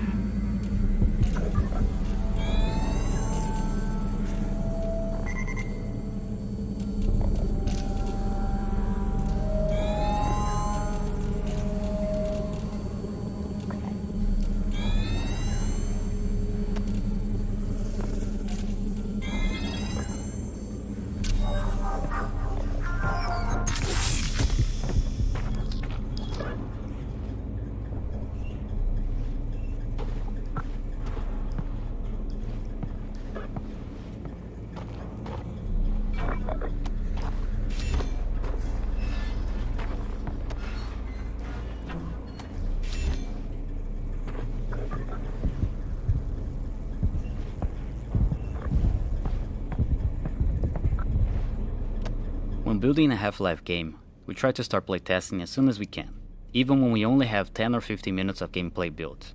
We find it extremely helpful to see how players are reacting to what we've made as soon as possible. One of the major ways playtesting impacted Half-Life Alyx was in revealing how players reacted to the density of interactive elements in the world. Before we begin, we were already aware that players would likely spend more time paying attention to the details of the world around them in VR, but we were unprepared for how significant this would be. Seeing some players spend 30 minutes messing around with a single interactive object really opened our eyes. As a result of those playtesting observations, we spent much of our development time focusing on the environment around the player and the level of details and interactivity to be found there. It might seem surprising that we didn't start with the assumption that we wouldn't need to spend that amount of time on the world, but the reality of game development is that we always have a finite amount of time to build a game and we're always making trade-offs. In the ideal case, we spend our finite time on whatever contributes the most to the player's experience. So, playtesting early and thereby getting a better sense of what elements are contributing to the player experience help us understand where to spend the limited time we have. In this case, those early playtests told us to significantly increase the amount we should budget for creating the world details and interactivity.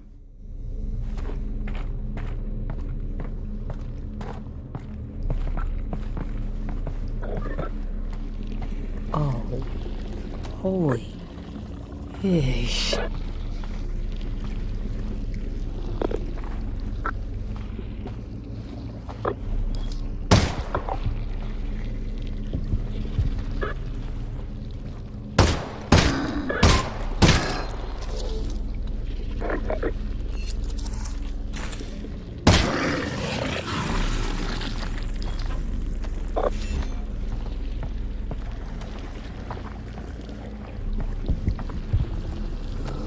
Barnacles are a unique enemy type in Half-Life Alyx in that they are static and often situated above the player's natural view direction. During testing in confined or dimly lit spaces, we often saw players walk into barnacle tongues without noticing them. One way we addressed this was with audio. In particular, we made idle barnacles emit subtle breathing, croaking, and grumbling sounds like the following.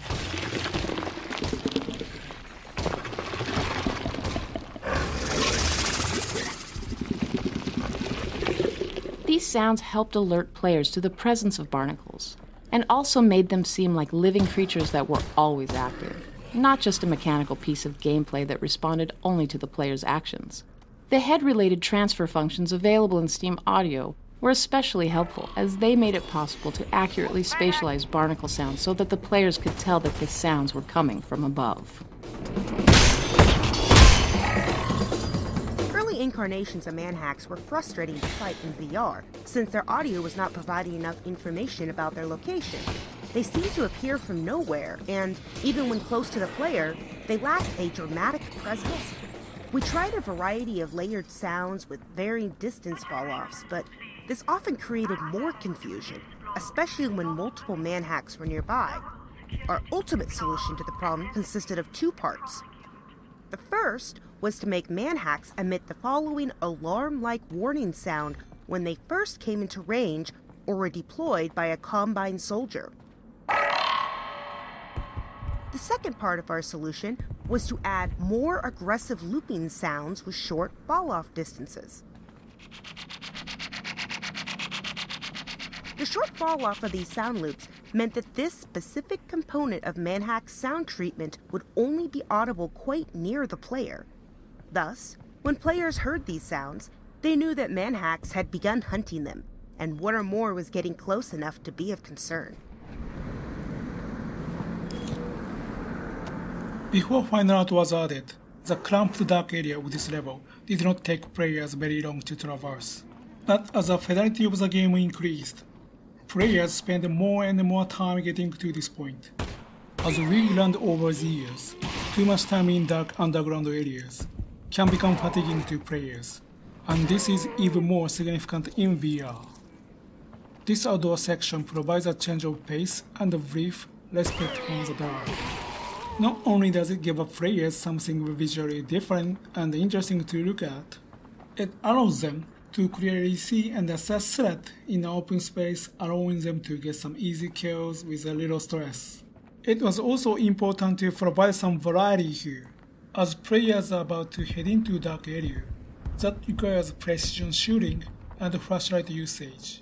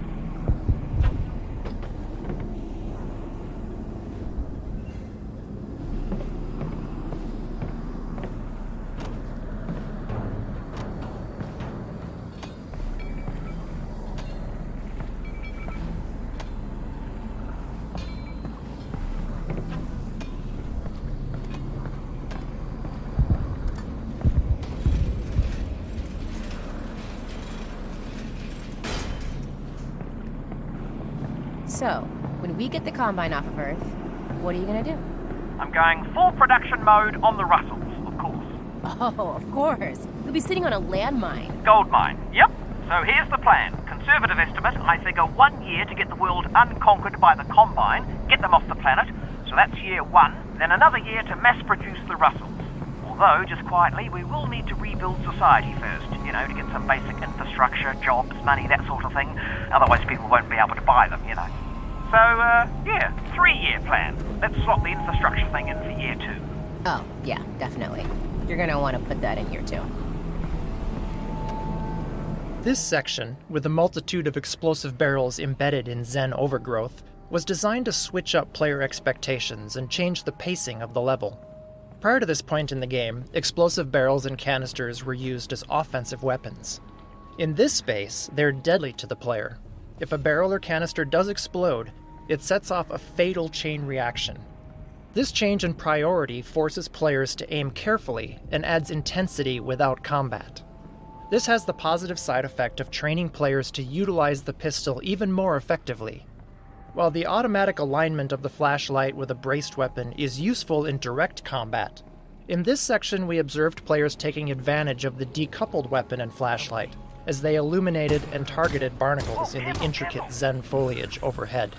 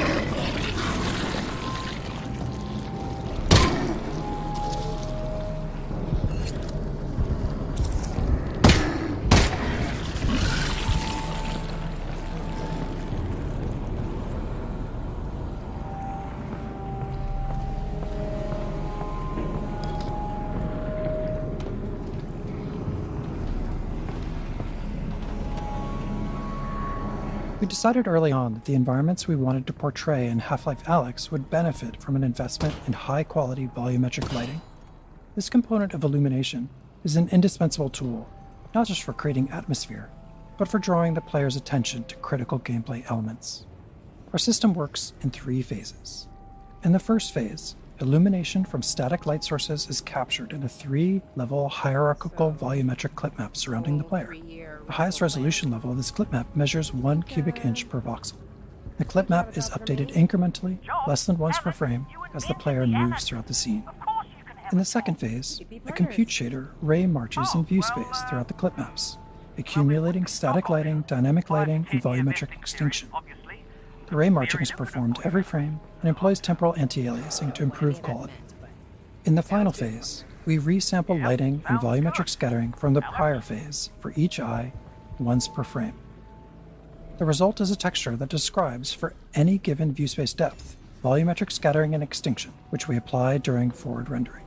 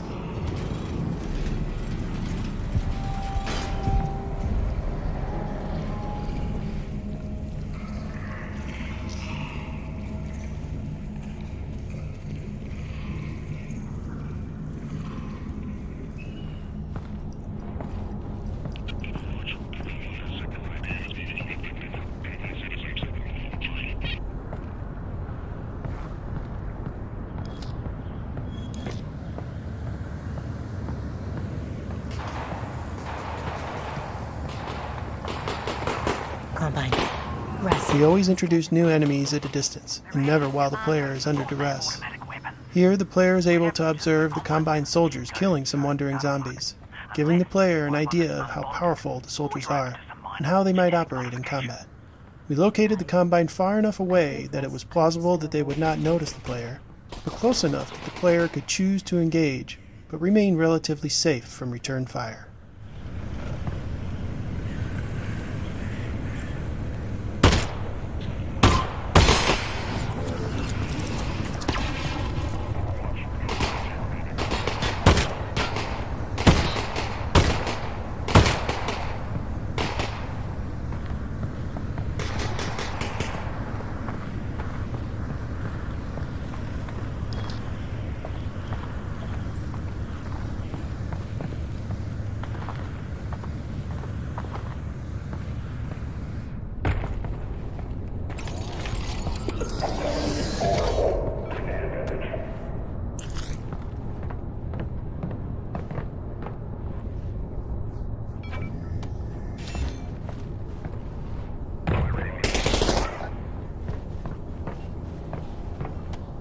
The first encounter with a Combine soldier caused a number of issues in playtesting. The biggest one was that players were often surprised when the soldiers started shooting at them. Some players who were new to the Half-Life series had no idea who these soldiers were, but it's also been hours of game time since players saw another human, and we found that many players weren't willing to immediately start shooting. Some players also wonder why Alyx moved so quickly to killing other humans. This area was designed to demonstrate that Combine soldiers are hostile and will attack on sight, giving the player a reason to want to shoot back. It starts with the dialogue preceding the encounter, where the player overhears the Combine discussing the problem of scavengers in the quarantine zone.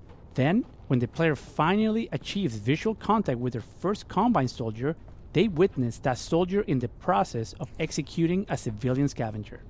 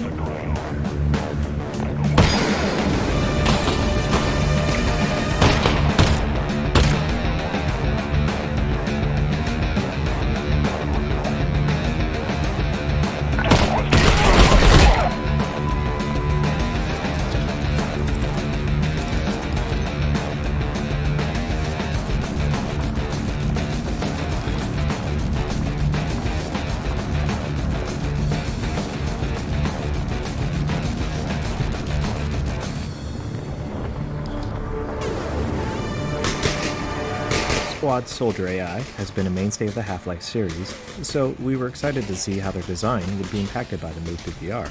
Our early playtesting against a Half-Life 2 Combine Soldier AI in VR immediately made a number of things clear. First, the players did not like to be shot at, and often had a visceral, negative response. The soldiers frequently ran at players at full speed, firing all the while, and we discovered that the speed of Half-Life 2 combat was simply too overwhelming in VR. Also, players took longer to do everything in VR, especially the core action of spotting and aiming their weapon at an enemy while staying in cover. As a result, the soldiers tended to live much longer in VR than they did in Half-Life 2. It was clear from these early playtests that the most common reaction among players was to immediately seek cover from enemy fire. So we started experimenting with changes to the Soldier AI, aimed at building a combat experience around players' tendency to seek cover. Early experiments were focused on keeping Combine soldiers at a comfortable distance from the player, while keeping them moving around enough to not have combat become too static. To create lulls in firing for players to peek out from cover, we prevented soldiers from shooting while on the run in most cases. To keep players from remaining stationary, we created a concept of flushing, where squads will attempt to flush the player out of cover, and we gave each class of soldier a different method of flushing out the player. But even in these early tests, it was also clear that players weren't capable of fighting soldiers until they'd gotten skilled in a number of basic combat actions, like reloading their gun without having to focus all their attention on it. So we were careful to slowly introduce the various types of soldiers and even individual features within the soldier classes. For example, these early fights against Combine soldiers only feature the basic grunts, and these particular grunts don't carry grenades. This means they don't actually have the capability to flush a player out of cover. We found it was important in these first fights to give players all the time they need to learn to use cover effectively, before we start introducing enemies that could try and flush them out.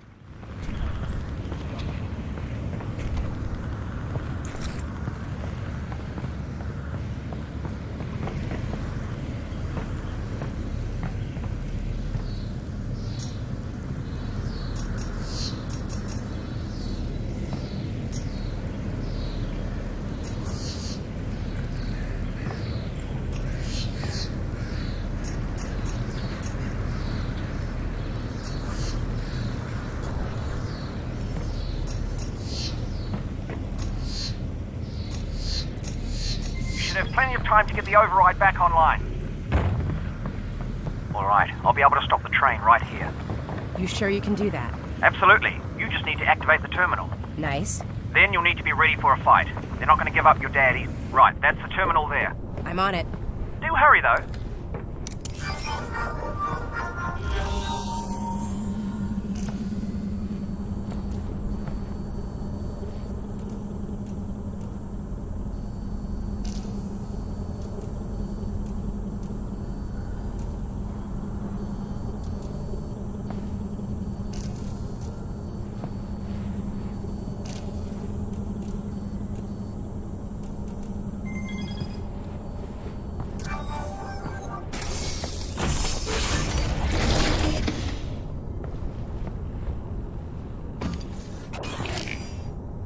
There must be a battery around here somewhere.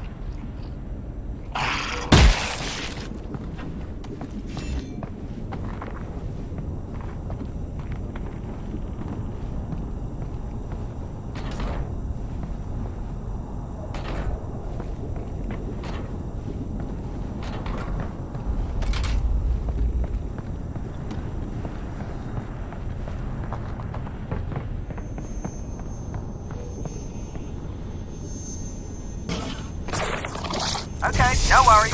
But the train is coming. Just get me in. It'll only take a second. You're doing great. Yep, doing great. No worries. No worries. No worries. No worries. No worries.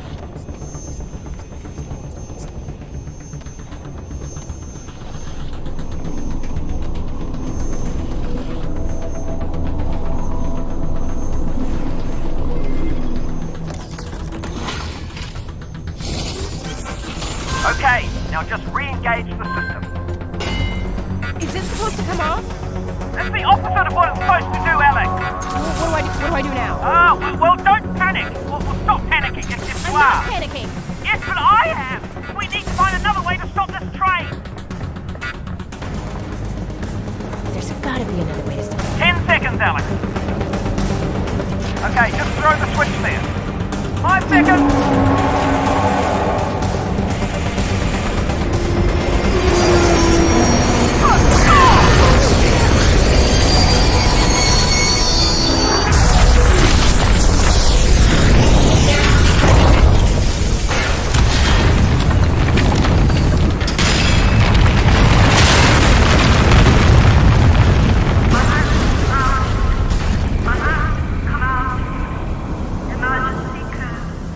At this point in the game, we knew we needed a big set piece, a non-combat moment to reward players for fighting their way through the dark, scary tunnels. Not only that, but the pace of the story was leading up to its most important moment thus far, the rescue of Eli Vance. Crashing the Combine prison train that was transporting Eli felt like the exact right thing to accomplish these goals, and it gave us the opportunity to create some VR spectacle. We wanted to achieve the cinematic chaos of causing a train wreck, while giving the players an active role in the event. Our first attempts to design the scenario were a challenge. It turned out that directing the players' attention wasn't as simple as ensuring they were in the right position through gameplay. In our initial tests, players frequently failed to see some or all of the spectacular train wreck. The crash was one of the first destruction sequences we put into the game, so we had a lot to learn about player behavior in VR and how to direct the player naturally to immerse them in the chaos. On top of that, to continually hit our target frame rate, we needed to create a cascading series of events, so that only some of the destruction was happening at any given time. Sound design, level design, effects, and animation had to be carefully coordinated to lead the player's attention through each stage of the wreck. For example, at the start of the crash, we used the sounds of train cars piling up in the distance, encouraging players to look in that direction before one of the train cars lifts up and blasts through the concrete connector. At the end of the sequence, the smokestack collapse is used to direct the player's attention to their eventual path forward, and we wanted players to witness its destruction. Before bringing down the smokestack, we gave players a brief moment of rest, and, again, used sound to draw their attention to the smokestack. Initially, we used a rumbling sound preceding its collapse, but we found this to be too subtle in practice, and instead added the transient explosion sound, which drew the player's attention towards the smokestack more reliably. I'm over here, honey. Okay, I'm gonna reach out and pull you up. It's gonna be okay. You ready? Yeah, I'm good. Give me your hand.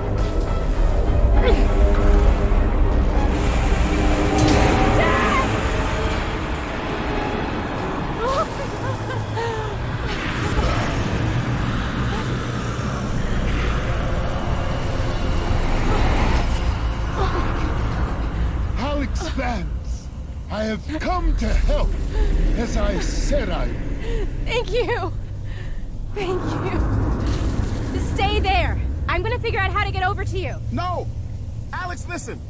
The thing Russell and I found is some sort of super weapon. A super weapon? It's something big. They got it here in the QZ in some kind of vault, but they're about to move it. Where, I don't know, but it's gonna be soon. Then we gotta steal it before they do. Yes! And look. I managed to pocket this Combine data pod. If I can decrypt it, we can figure out how to use their weapon against them. So what's the plan? You head to the vault. I'll take this thing back to Russell's and get to work. Wait, where is the vault? Dad, where's the vault? Look to the northern star. Yes. Look to the star. Got it. Dad? It's right in the middle of the QZ, and it's big. Get above ground and see what you can find. I will accompany the Eli Vance and ensure his safety. For the rescue of Eli, we wanted to create a tense, just-out-of-reach moment where the player physically saves him. But for the rest of the story to work, Alyx and Eli had to take different paths at the end of the scene. We tried a few different approaches, including a version where Eli was hanging from a ledge just in front of the player, and the player could reach down to attempt to grab Eli's hand to pull him up. In practice, however, players' hands would collide with the real-world floor. Not only did this make it impossible to reach Eli, it took players out of the moment, wrecking the emotion of the scene. Since Eli and Alyx had to take different paths, we tried an approach where Alyx rescued Eli, but he was injured and couldn't proceed. Unfortunately, many players would stick around, not wanting to abandon him. Eventually, we arrived at the solution that shipped in the final product. Separating Eli from the player with the Vortigaunt's rescue made for a much more meaningful return and fulfillment of the Vortigaunt's promise to help Alyx. The datapod that Eli found was an addition that not only let us integrate Eli back into the story later, but also gave him something to do, so there was a much stronger reason why he would not accompany the player on their journey going forward.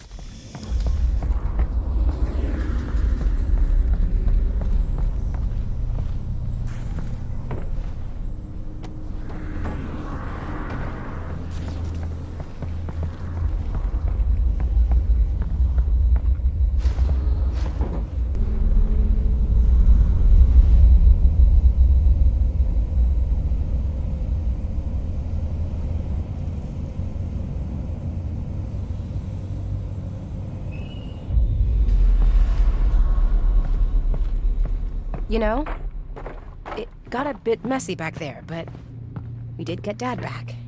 Yeah. What? That's probably gonna draw some attention. Not probably, actually. It's definitely drawing attention. Look, they're looking for you now, okay? So just be careful. You know, if we can get this weapon, we could change things forever. Yeah. If.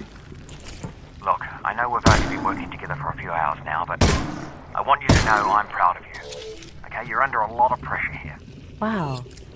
Russ. So much pressure, in fact, that I hesitate to even bring it up. But I did notice that when you reached out for your father's hand, had he actually grabbed it, his grip would have crushed all the delicate sensors in the Russells. Ah. Okay. Totally understandable, and would have been worth it, by the way, in this case. Right. Having said that, I have a hard time imagining another situation where that would have been the case. And much like your father, the Russells are priceless. Okay, so just, moving forward. Russ, I promise your gloves are safe with me.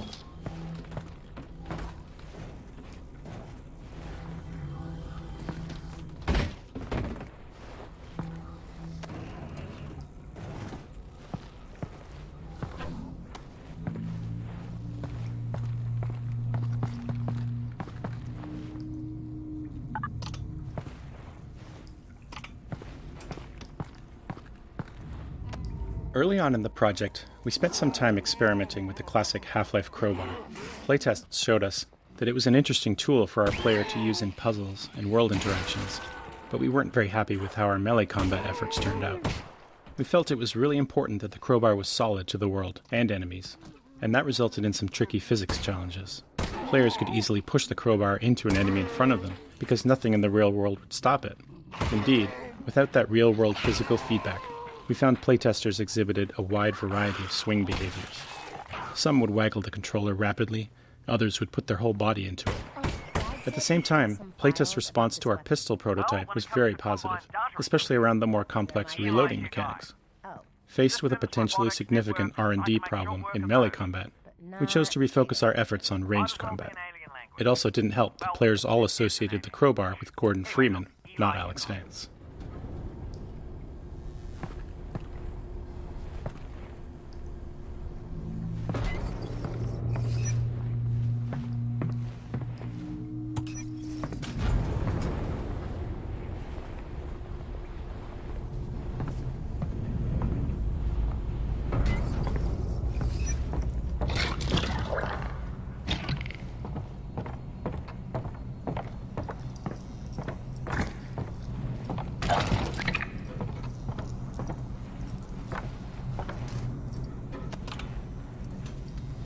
Alyx, look out the window.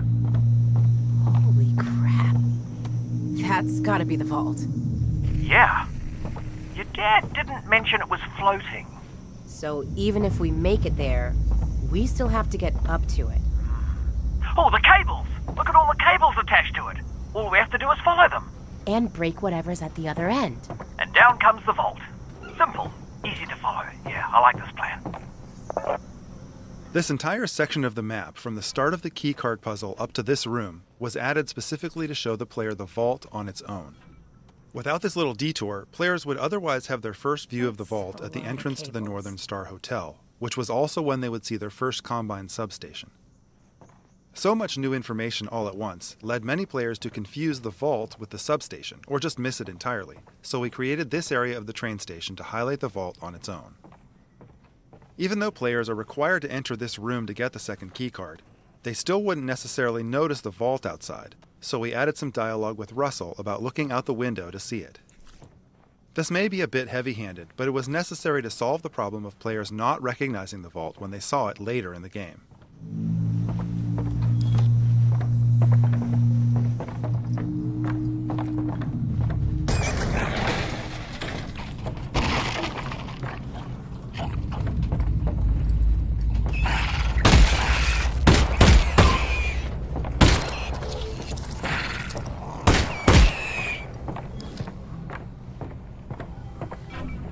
Have you heard any Combine chatter about Dad escaping? No, nothing. It's all about sending reinforcements into the quarantine zone. On the plus side, that means Dad is still on his way back to you. We'd have heard if they recaptured Eli Vance. And on the downside, getting to the vault isn't going to get any easier.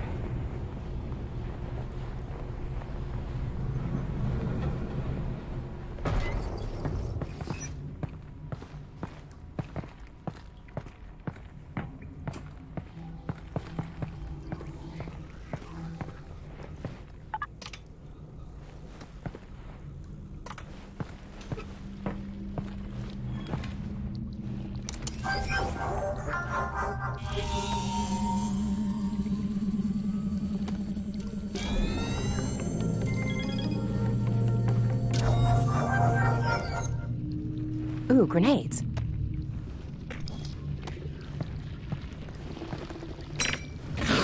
Total waste of grenade.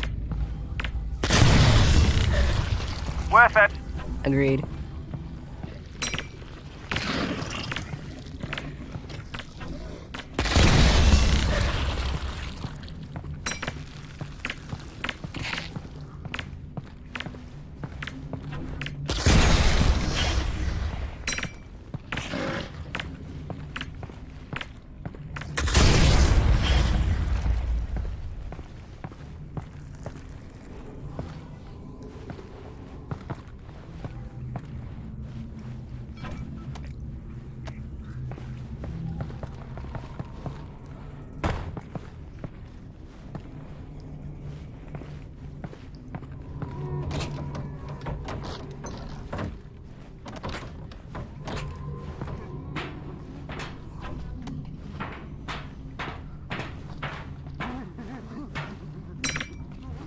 Heads up, zombie.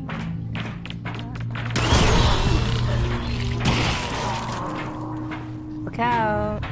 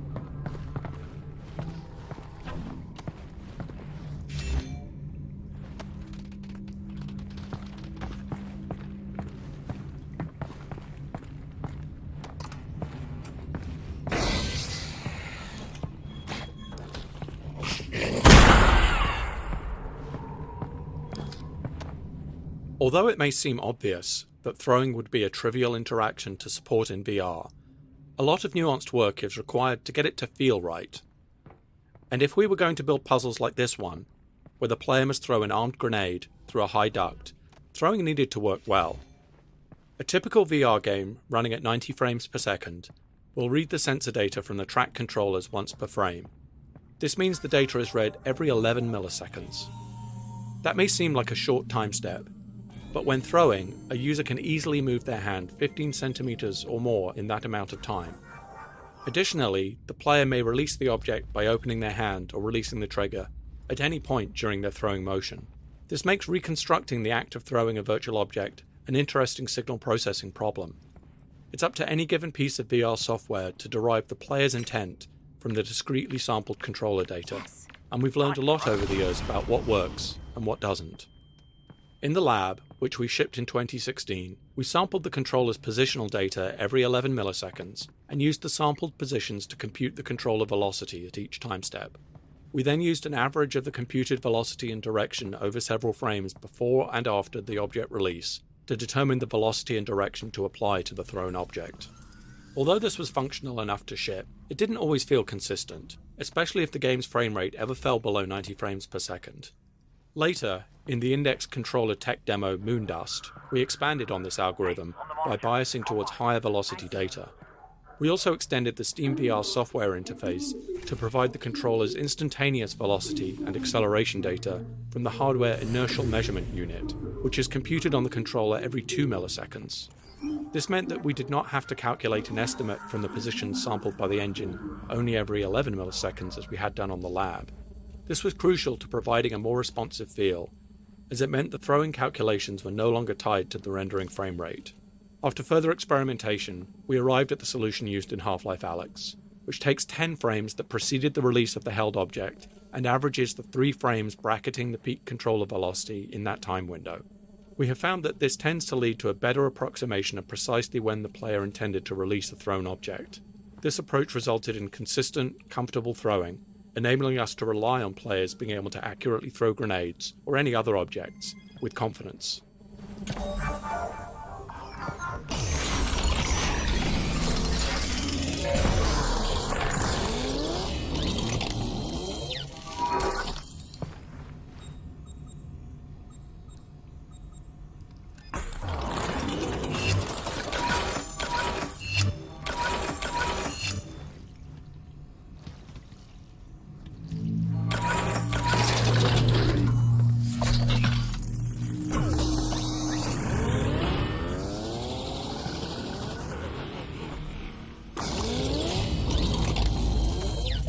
Wow, my gun's looking pretty good. Russ, come on. At this point, it's kind of our gun.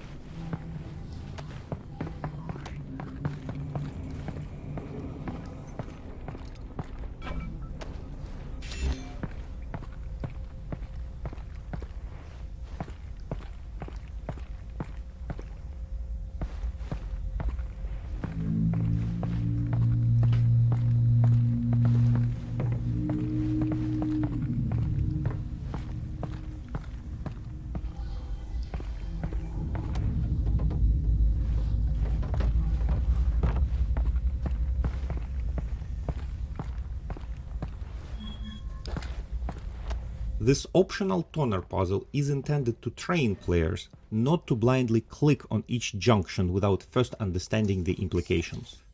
This particular puzzle is designed to have the side effect of tripping a fire alarm if the player merely clicks on each toner junction they encounter without looking ahead.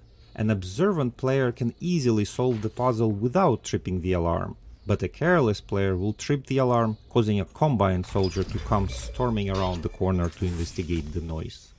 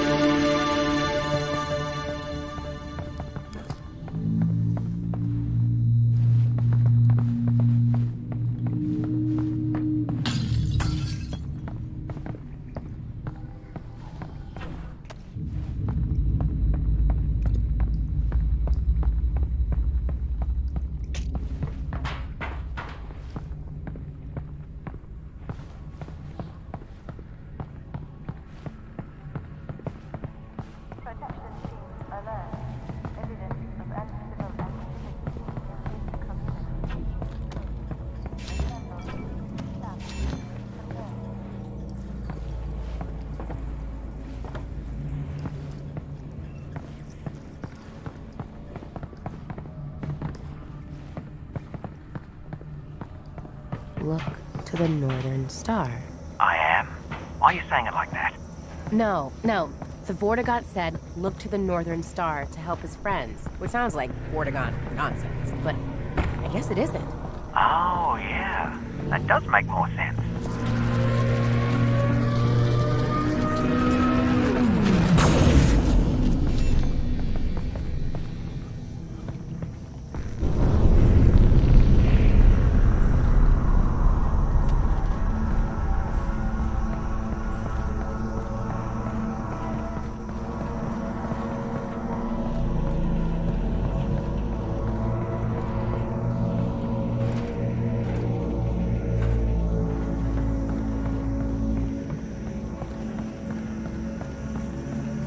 Alyx, I think you should find your way into that hotel and get up to the substation.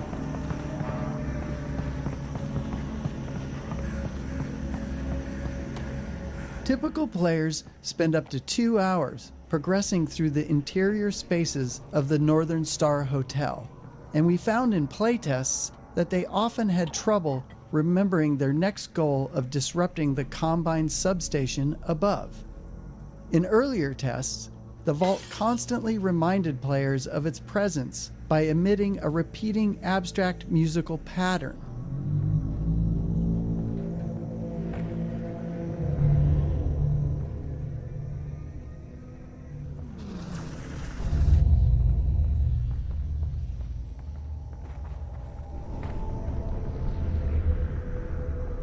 This pattern works so well at drawing and keeping the player's attention that we expanded and fictionalized it as a semi-musical sound design pattern, which we changed to emit from the Combine substation, representing it collecting and transmitting Vortigaunt energy to the vault.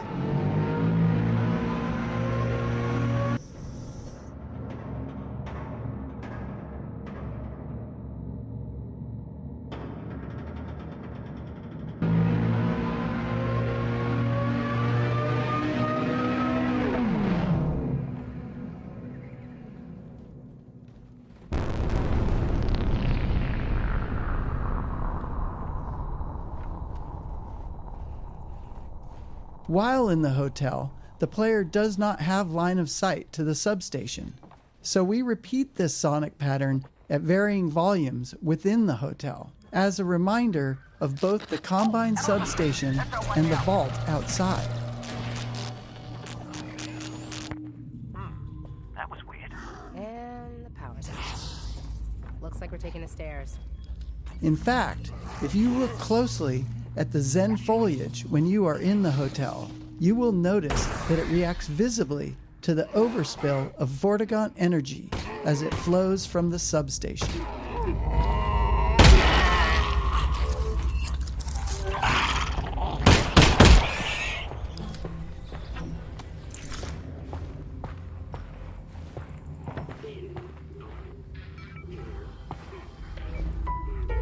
Hey Russ, name a song. Flight of the Bumblebee. Coming right up. That's it.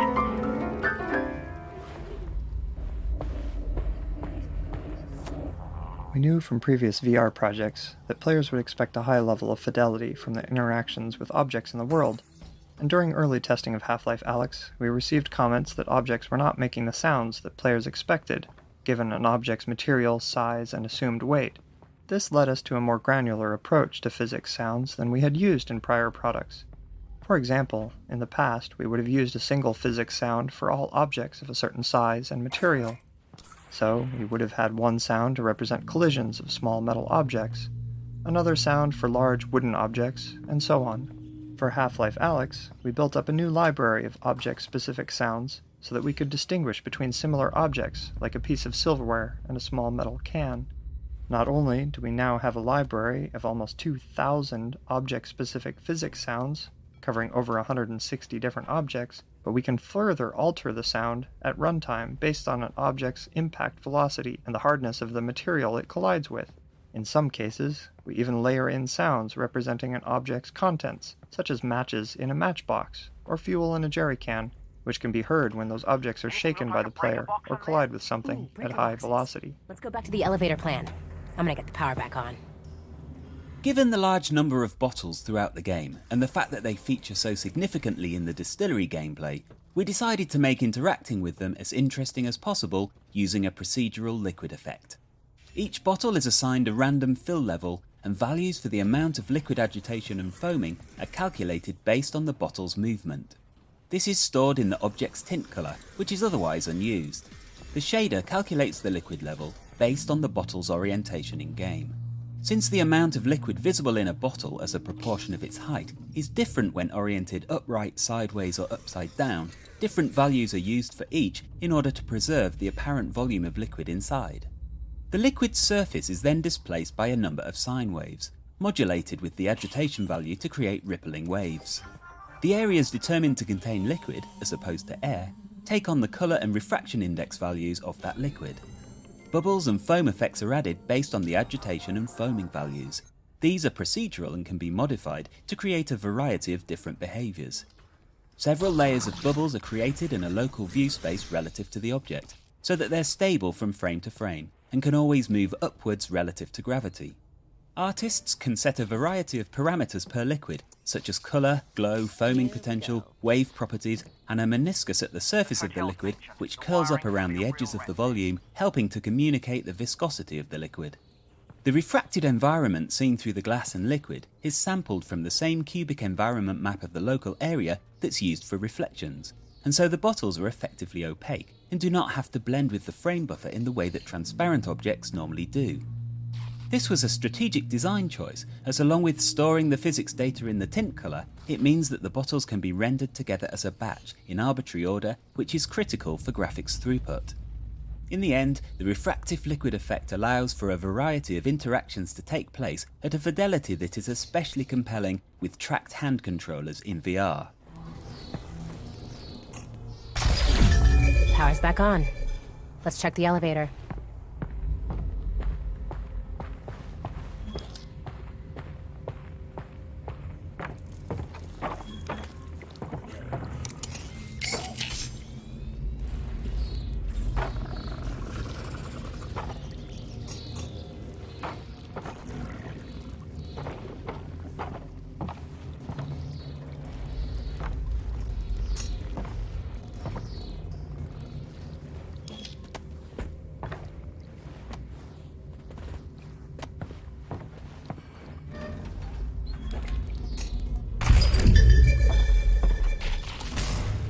Boom.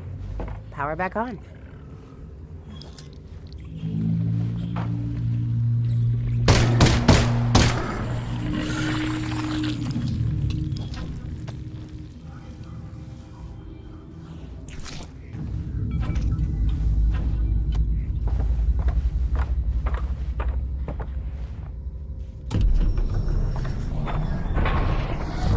And up we...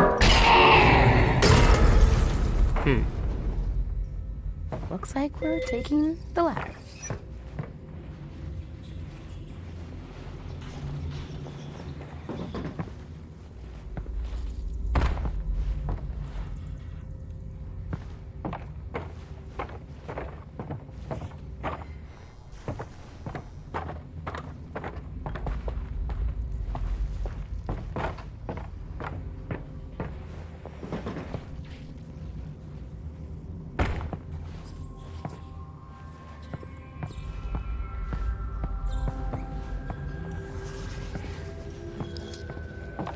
This place is overgrown. How dangerous do we think this stuff really is? Well, it is spores from another dimension, so probably... yeah, extremely. But a rare opportunity to examine alien flora up close.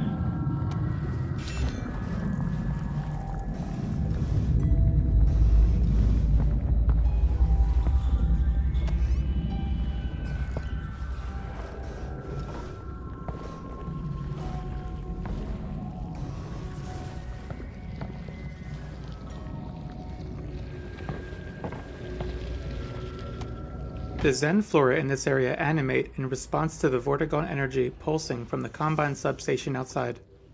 Since the substation itself is not visible from inside the hotel, it was important that we continue to remind players of its presence using audio and visual cues, and the Zen Flora provided a perfect opportunity to do this. The shaders used on the Zen Flora help illustrate the plant's response to the energy pulses in a few different ways. For example, the villi and cilia elongate and vibrate, while many of the other plants pulsate or glow. The intensity and timing of these effects are driven directly by the sound system, meaning that the audio and visual reinforcement of the Combine substation pulses are always in sync.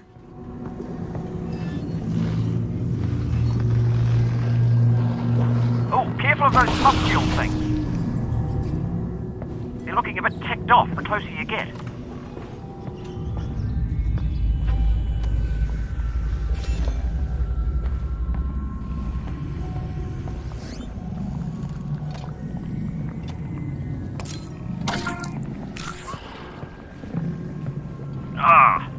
I'm really starting to think I shouldn't be breathing this stuff. Agreed. Just keep moving. Maybe breathe less.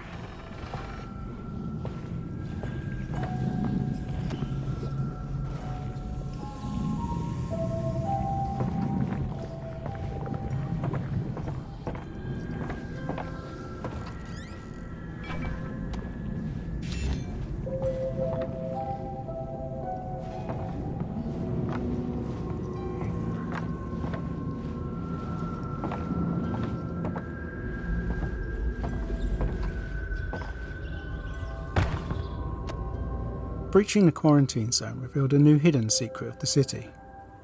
Alien plant life from Zen has taken root on Earth and has been thriving in the shadows of City 17. On the development team, the Northern Star Hotel was referred to as Hotel Zen before it had a proper name in the story, as it was the first location we used to explore what Zen foliage could look like and how it might consume any given environment. One of the challenges the environment team faced when designing the Zen foliage was layering a new look onto an existing environment without having to rebuild Zen-infested versions of every prop.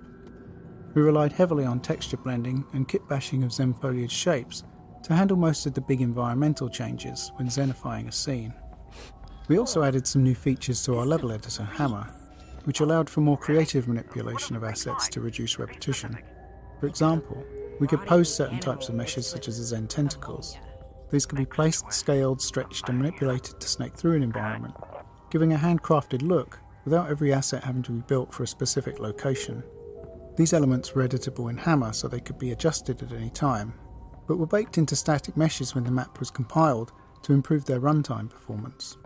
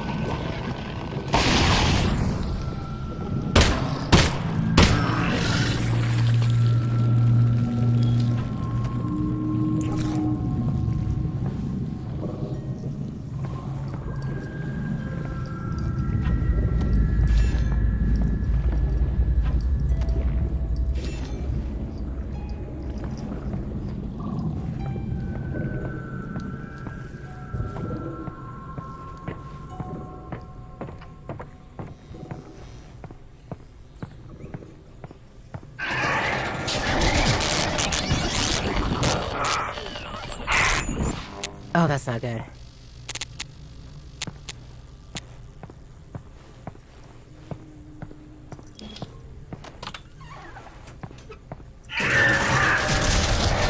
See that? Russell? Russell! Alyx! Come in!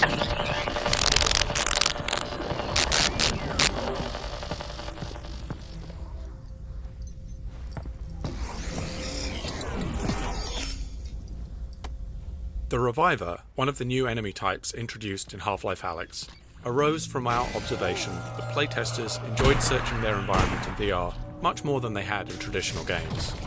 In addition to rewarding that desire to search with ammunition and resin, we experimented with how it could be part of fighting an enemy. We began prototyping with a fast headcrab variant we called the Runner, modifying its behaviour to run away and hide from the player after it attacked. We found players really enjoyed looking for a small, hidden enemy they knew was somewhere within a dense environment. They also liked shooting at a fast-moving enemy that was able to run under and behind everyday objects like tables and chairs. Lastly, players talked about liking the way they got to be the aggressor in combat for once, since everywhere else in the game they felt like they were always on the defensive. While feedback was overall very positive, there was one specific problem: how to encourage players to search for the Runner.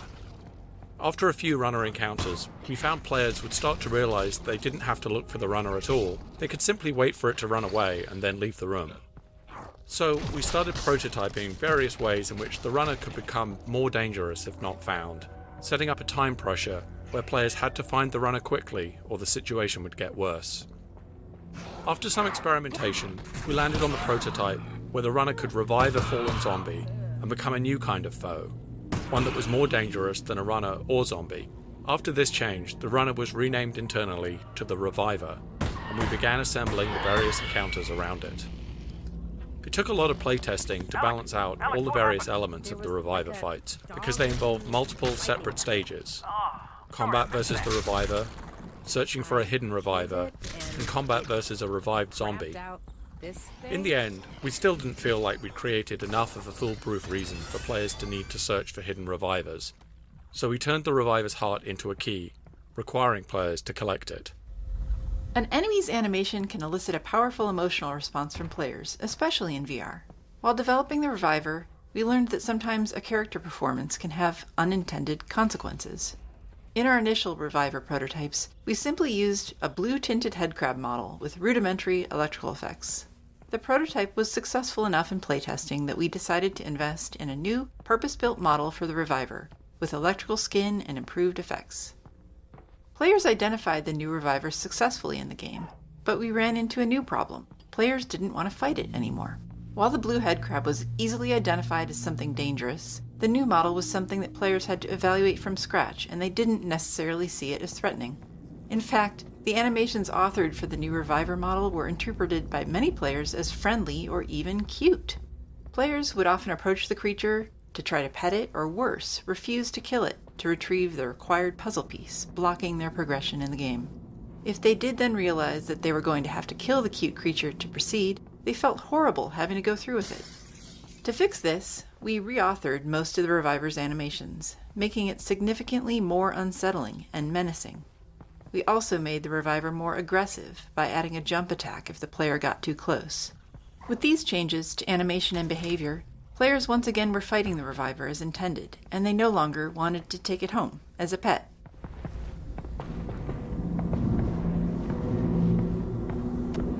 This is the room featured in the very first shot of the Half-Life Alyx announcement trailer.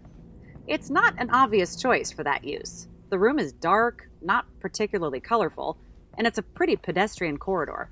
Cleaning supplies and laundry baskets are not in themselves attention grabbers. But we chose this scenario because it very effectively demonstrates the excitement and tension that we thought was typical of the game.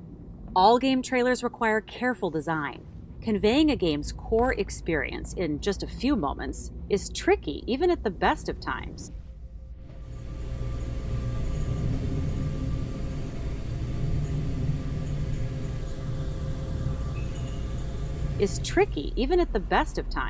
But we believe the Half-Life Alyx trailer had to work harder than most to meet a particularly difficult and uncommon set of challenges. We had kept the existence of the game under wraps, so shipping the trailer was going to be the first time in 13 years that Valve had shown any work on Half-Life.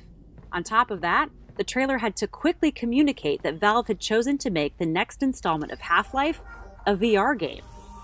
And although we were very confident in the decision to make a VR game and in the quality of what we had built, we still worried that revealing those decisions to the world might cause even our most loyal fans to make their own decision, that we had truly lost our minds.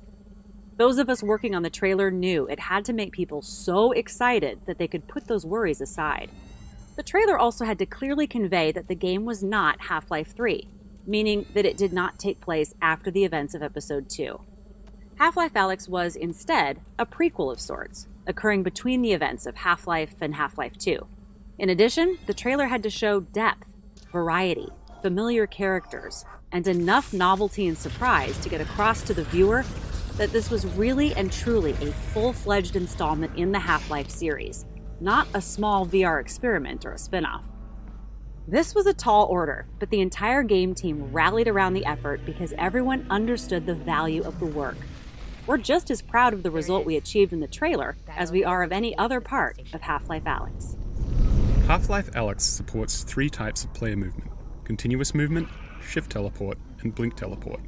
Early on, one of the properties of blink teleport, and to a lesser degree shift teleport, was that players would often refer to the actual mechanic of teleporting when describing their movement through the environment. I teleported to the desk, or I teleported into cover, was often how players would describe their actions, and it served as an unconscious reminder that they were interacting with a game in a specific way. To address this, we made a couple of key changes early on that significantly altered the way players recounted their movement, and as a result, pulled them further into a more convincing virtual reality. One of these changes was the visual indicator that represented the teleport destination. We swapped the abstract cylindrical indicator used in the lab for a pair of holographic feet. The feet helped provide a sense of physical presence and indicated the direction the player would face upon finishing a teleport. We also added animated feet between the player's current location and the teleport target. These feet illustrated the path the player would traverse, further helping provide a fiction for their movement through the environment. Along with the visual interface changes, we also added audio of footsteps and body movements that would play after a teleport to effectively summarize the player's movement through the space. This isn't something everyone necessarily notices at first, but it is quite obvious when it's missing or incorrect. The footstep audio transformed how players described their movement through the world, and players would often refer back to movement in the environment as walking or running, as opposed to referring to game terminology.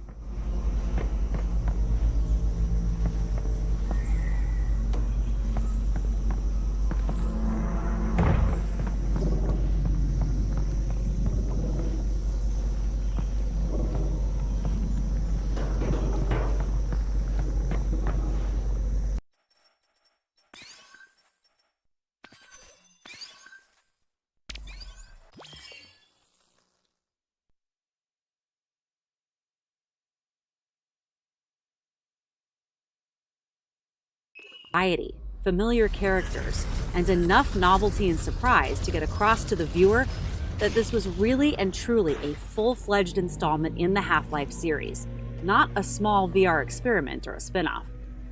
This was a tall order, but the entire game team rallied around the effort because everyone understood the value of the work. We're just as proud of the result we achieved in the trailer as we are of any other part of Half-Life Alyx.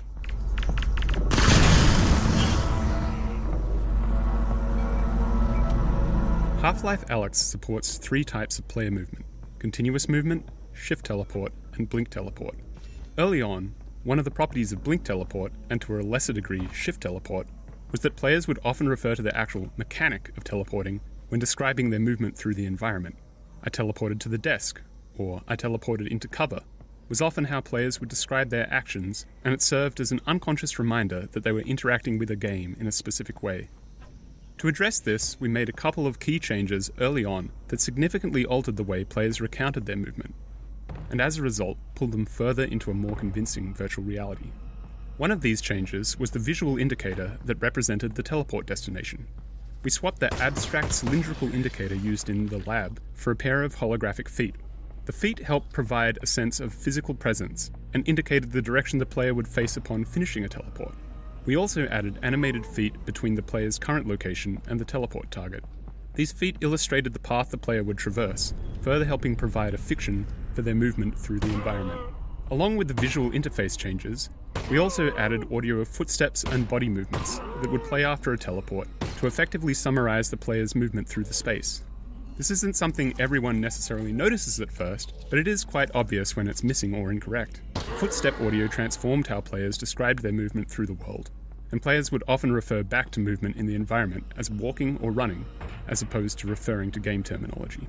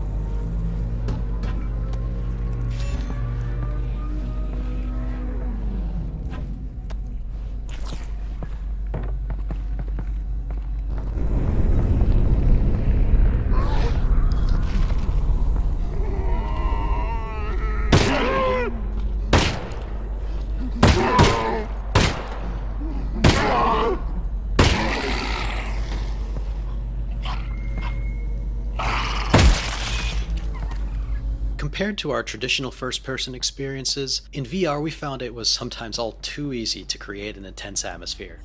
This can be to the game's advantage, but it can also be detrimental in cases where our focus is on training players in some new mechanic. In intense situations, players frequently fail to notice or retain critical information, and as a result, we often had to reduce tension in areas of the game where we were introducing players to something new. The audio of the reviver here as the player descends beneath the hotel is designed to ease players into the idea that they will be encountering the creature that they had briefly seen as they entered the hotel earlier. The reviver's scream and its shadow on the wall are designed to reduce tension by indicating the position of the reviver around the corner, removing any potential surprise. Telegraphing the reviver's position and giving players the upper hand helps set up the resurrection scene, where players want to observe the reviver instead of shooting at it immediately. This is critical because this is the first time the player sees the reviver reanimating a zombie, and if players are too distracted to take it in, they won't be successful in the upcoming fight.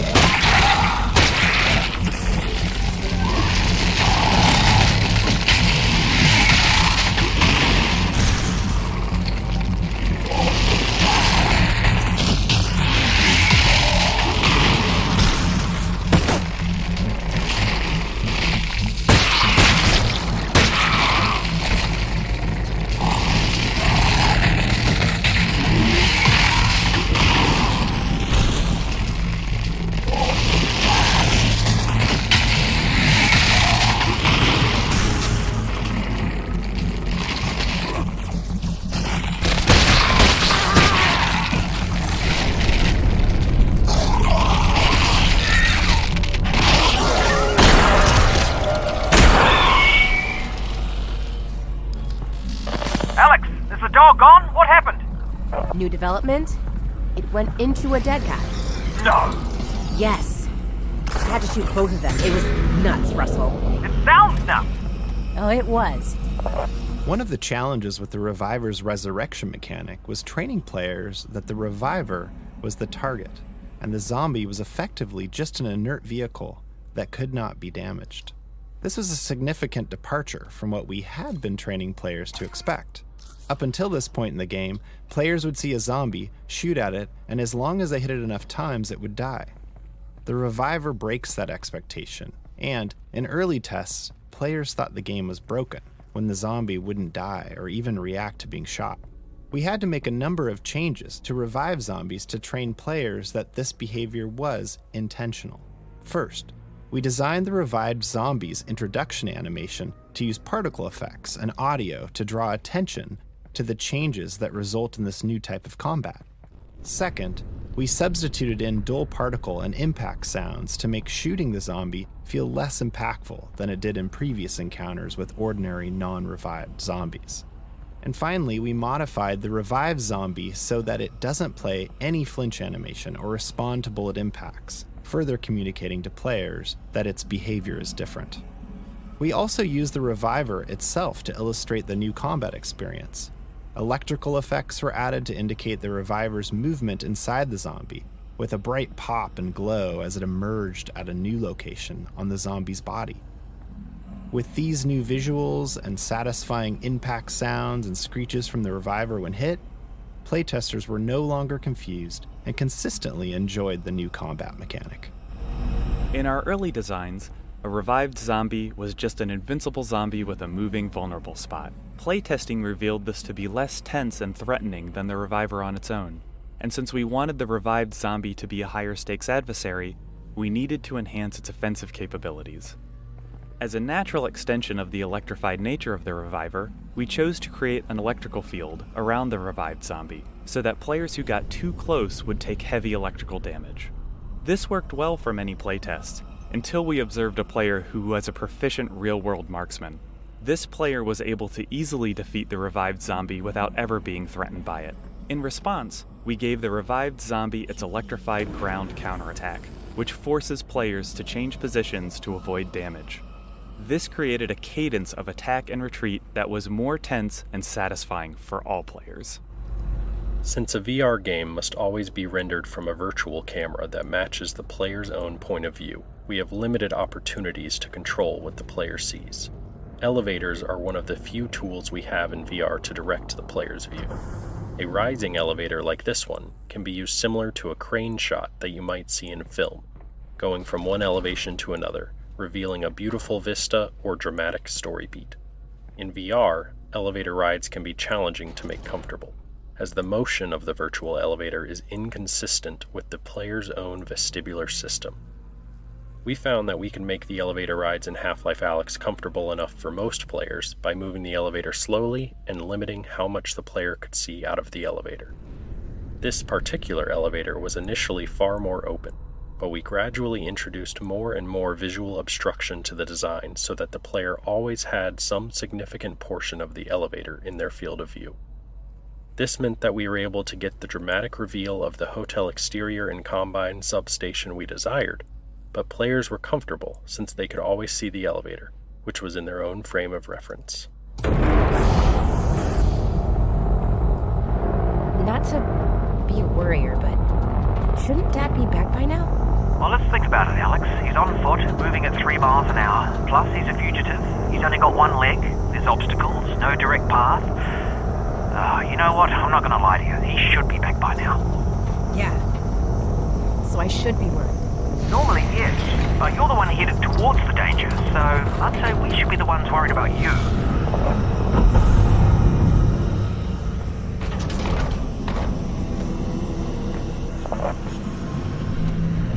After exiting the elevator, the player gets their closest view yet of the Combine substation attached to the exterior of the hotel. While the Combine architecture can veer into the abstract, it's often at its most successful when contrasted with a human structure. Beyond this, we always try to drive the visual design with an invented function, ideally to support the gameplay or story. In this case, the routing of some unusual power source to the vault from various parts of the city. The player doesn't know it at this point, but this substation is designed to essentially torture the song out of a group of Vortigaunts who are housed in the attached pod farms. The output is collected from the Vortigaunts before being reharmonized by a single conductor Vortigaunt via the cable tuner apparatus seen at the root of the transmission cables that run up to the vault itself. This design gave us the opportunity to subsequently meet another Vortigaunt, and acted as enough of a constraint to allow us to design an interaction that would physically compromise the substation as the player exits the hotel in the next map.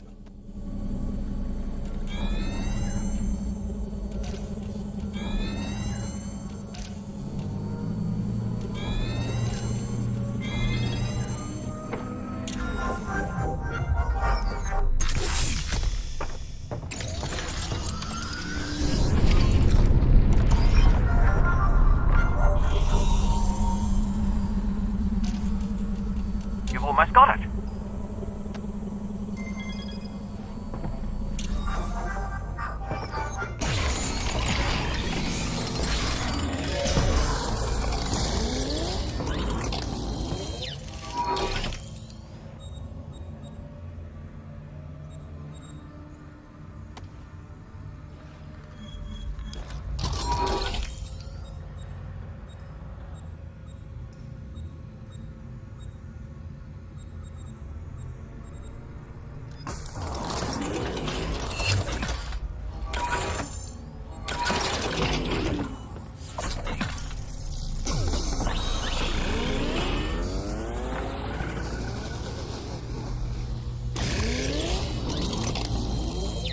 Oh, that should come in handy.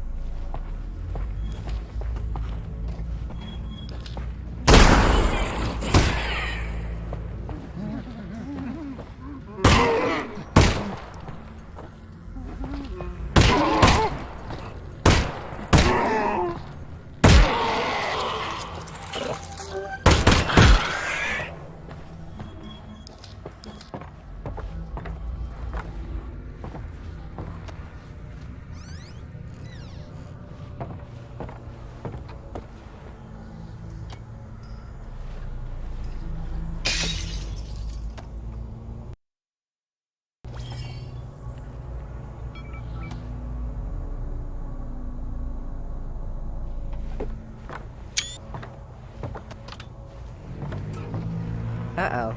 This guy's not wearing a shirt.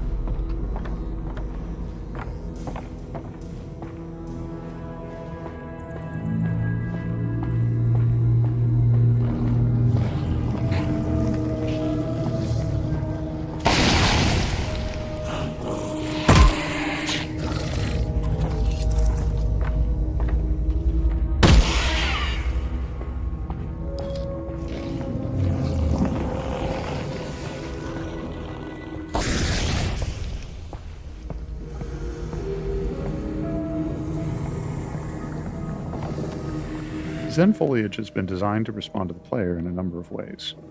In dark areas, where the flashlight is active, some Zen flora will animate or expand in response to the light. These Zen plants respond to the proximity of the player's hand by glowing and pulsing. The glow effect in particular is rendered with an offset using the correct binocular perspective for each eye, which gives the impression that the glow originates in the interior of the organism. The Zen flora's shader effects, which rely on hand proximity, take their input from a dynamic voxel field which follows the player at all times. The player's hands effectively draw motion trails in this voxel field, which can be sampled by the foliage's shaders to drive deformations and other shading effects.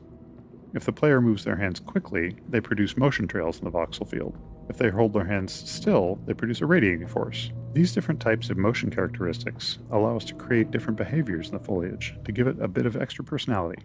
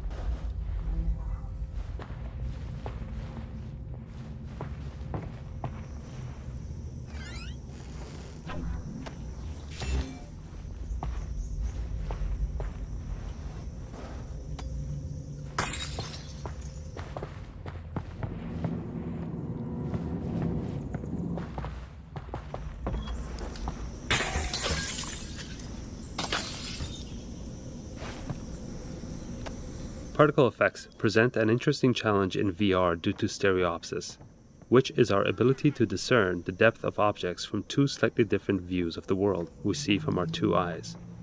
Traditional particle systems, as seen on the left, were typically implemented as a series of flip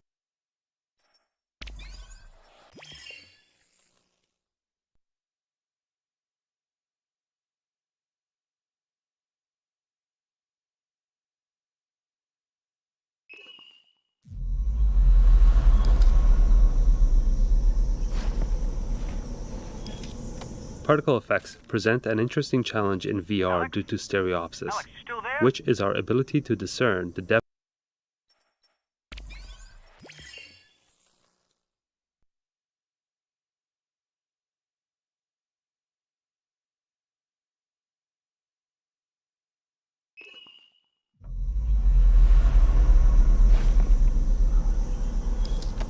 Particle effects present an interesting challenge in VR due to stereopsis, which is our ability to discern the depth of objects from two slightly different views of the world we see from our two eyes.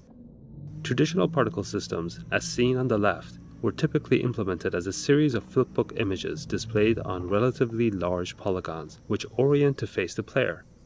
Each series of images would contain effectively a little movie of a more complex phenomenon like a wafting puff of smoke or a flickering flame and so on. For the monoscopic rendering used in non-VR systems, this approach holds up well and is widely used across the industry. Because of the stereo rendering used in VR, however, players can easily see the flat cards resulting in the unconvincing effect seen on the left. To address this, we had to update our particle rendering techniques for VR. The particle system on the right is an updated VR-friendly version of the older effect seen on the left. One technique we used on large cards, like the ones used in this smoke effect, was to create some drag on the card's reaction to the player's head movement. To do this, we created another particle system which lagged the player's position and was used as a player camera for the facing direction of the smoke cards. By removing this one-to-one relationship of head motion to sprite rotation, we were able to give the impression that the smoke effect was volumetric. In addition to using more 3D elements in the creation of our effects, we also often use the post-processing bloom on particles to help visually merge elements that otherwise would appear as a set of flat planes. This made the cards harder to stereo fuse, which gave them a more diffuse volumetric feel.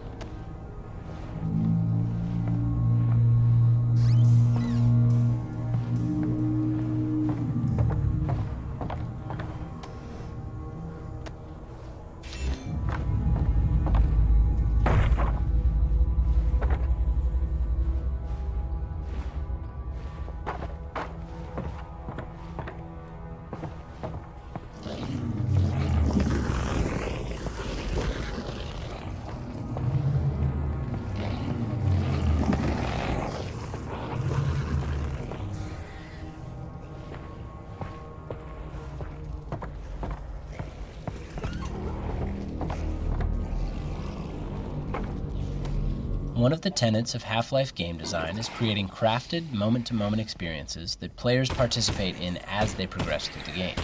Sometimes this means playing with emotional responses to turn something undesirable into a memorable highlight.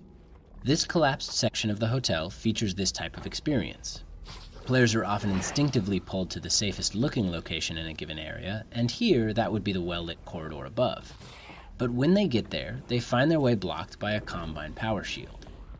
The power cable to shut down the Combine force field leads them back down into the poison headcrab-infested darkness below, a place they really didn't want to go. These larger gameplay spaces also need to be resilient to player choice, so even if a player chooses not to head up to the well-lit corridor, they likely will still have the same trepidation about heading down into the darkness below.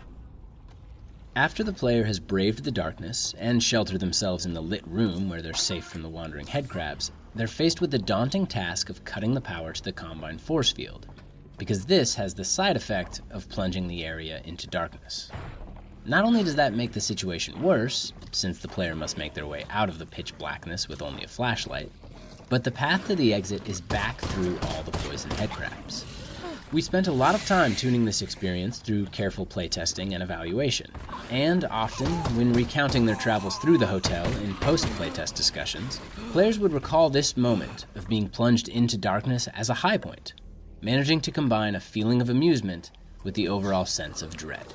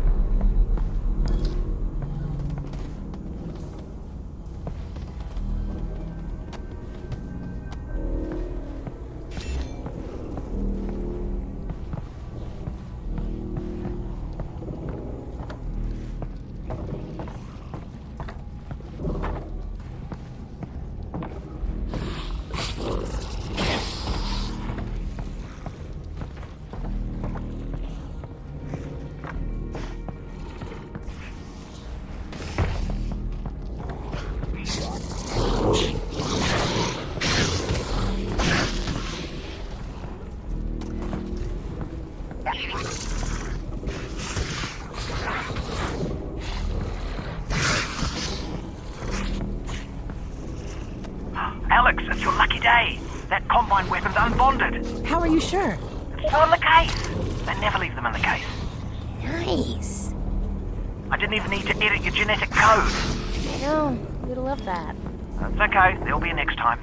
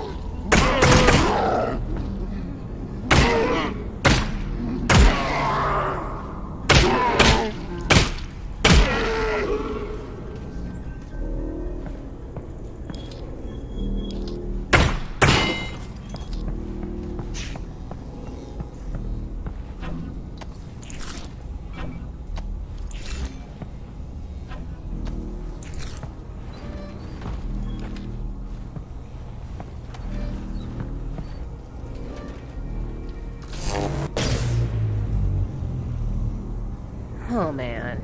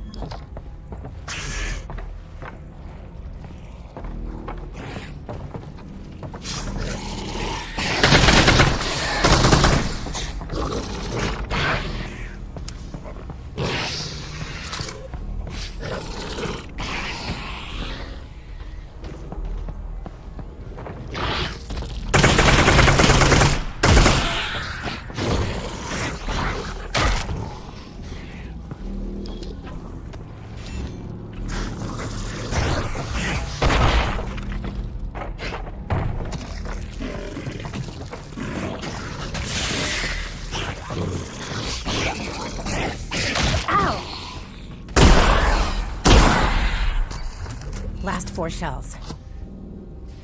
Last 2 shells.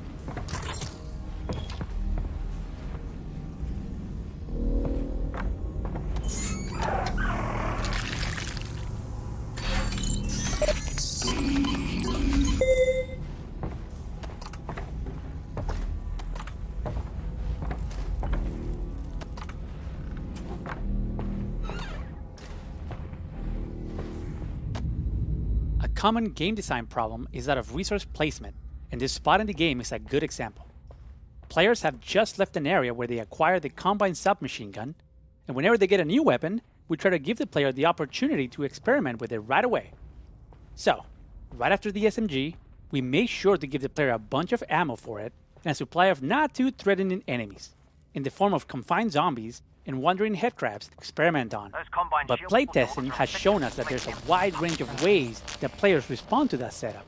Some shoot a headcrab or two and move on, but some players take their time exploring the weapon, even using up all the ammunition we gave them. Now, After the headcrabs, the player is heading towards a new area, which features one of the hardest combat arenas in the game, where they must fight 2 revivers at the same time. How much ammunition can we expect the player to have here? How much should we put in this area between the 2 arenas to ensure all players will have enough to fight the 2 revivers? If we don't put in enough, player may be in a position where they cannot succeed at the upcoming encounter, and reloading their save games won't help them. They will need to go back and replay the previous area, this time conserving more ammo. That's not something we want to happen, nor is it something that we can expect all players to realize. Instead, many will repeatedly try and fail to be the 2 revivers.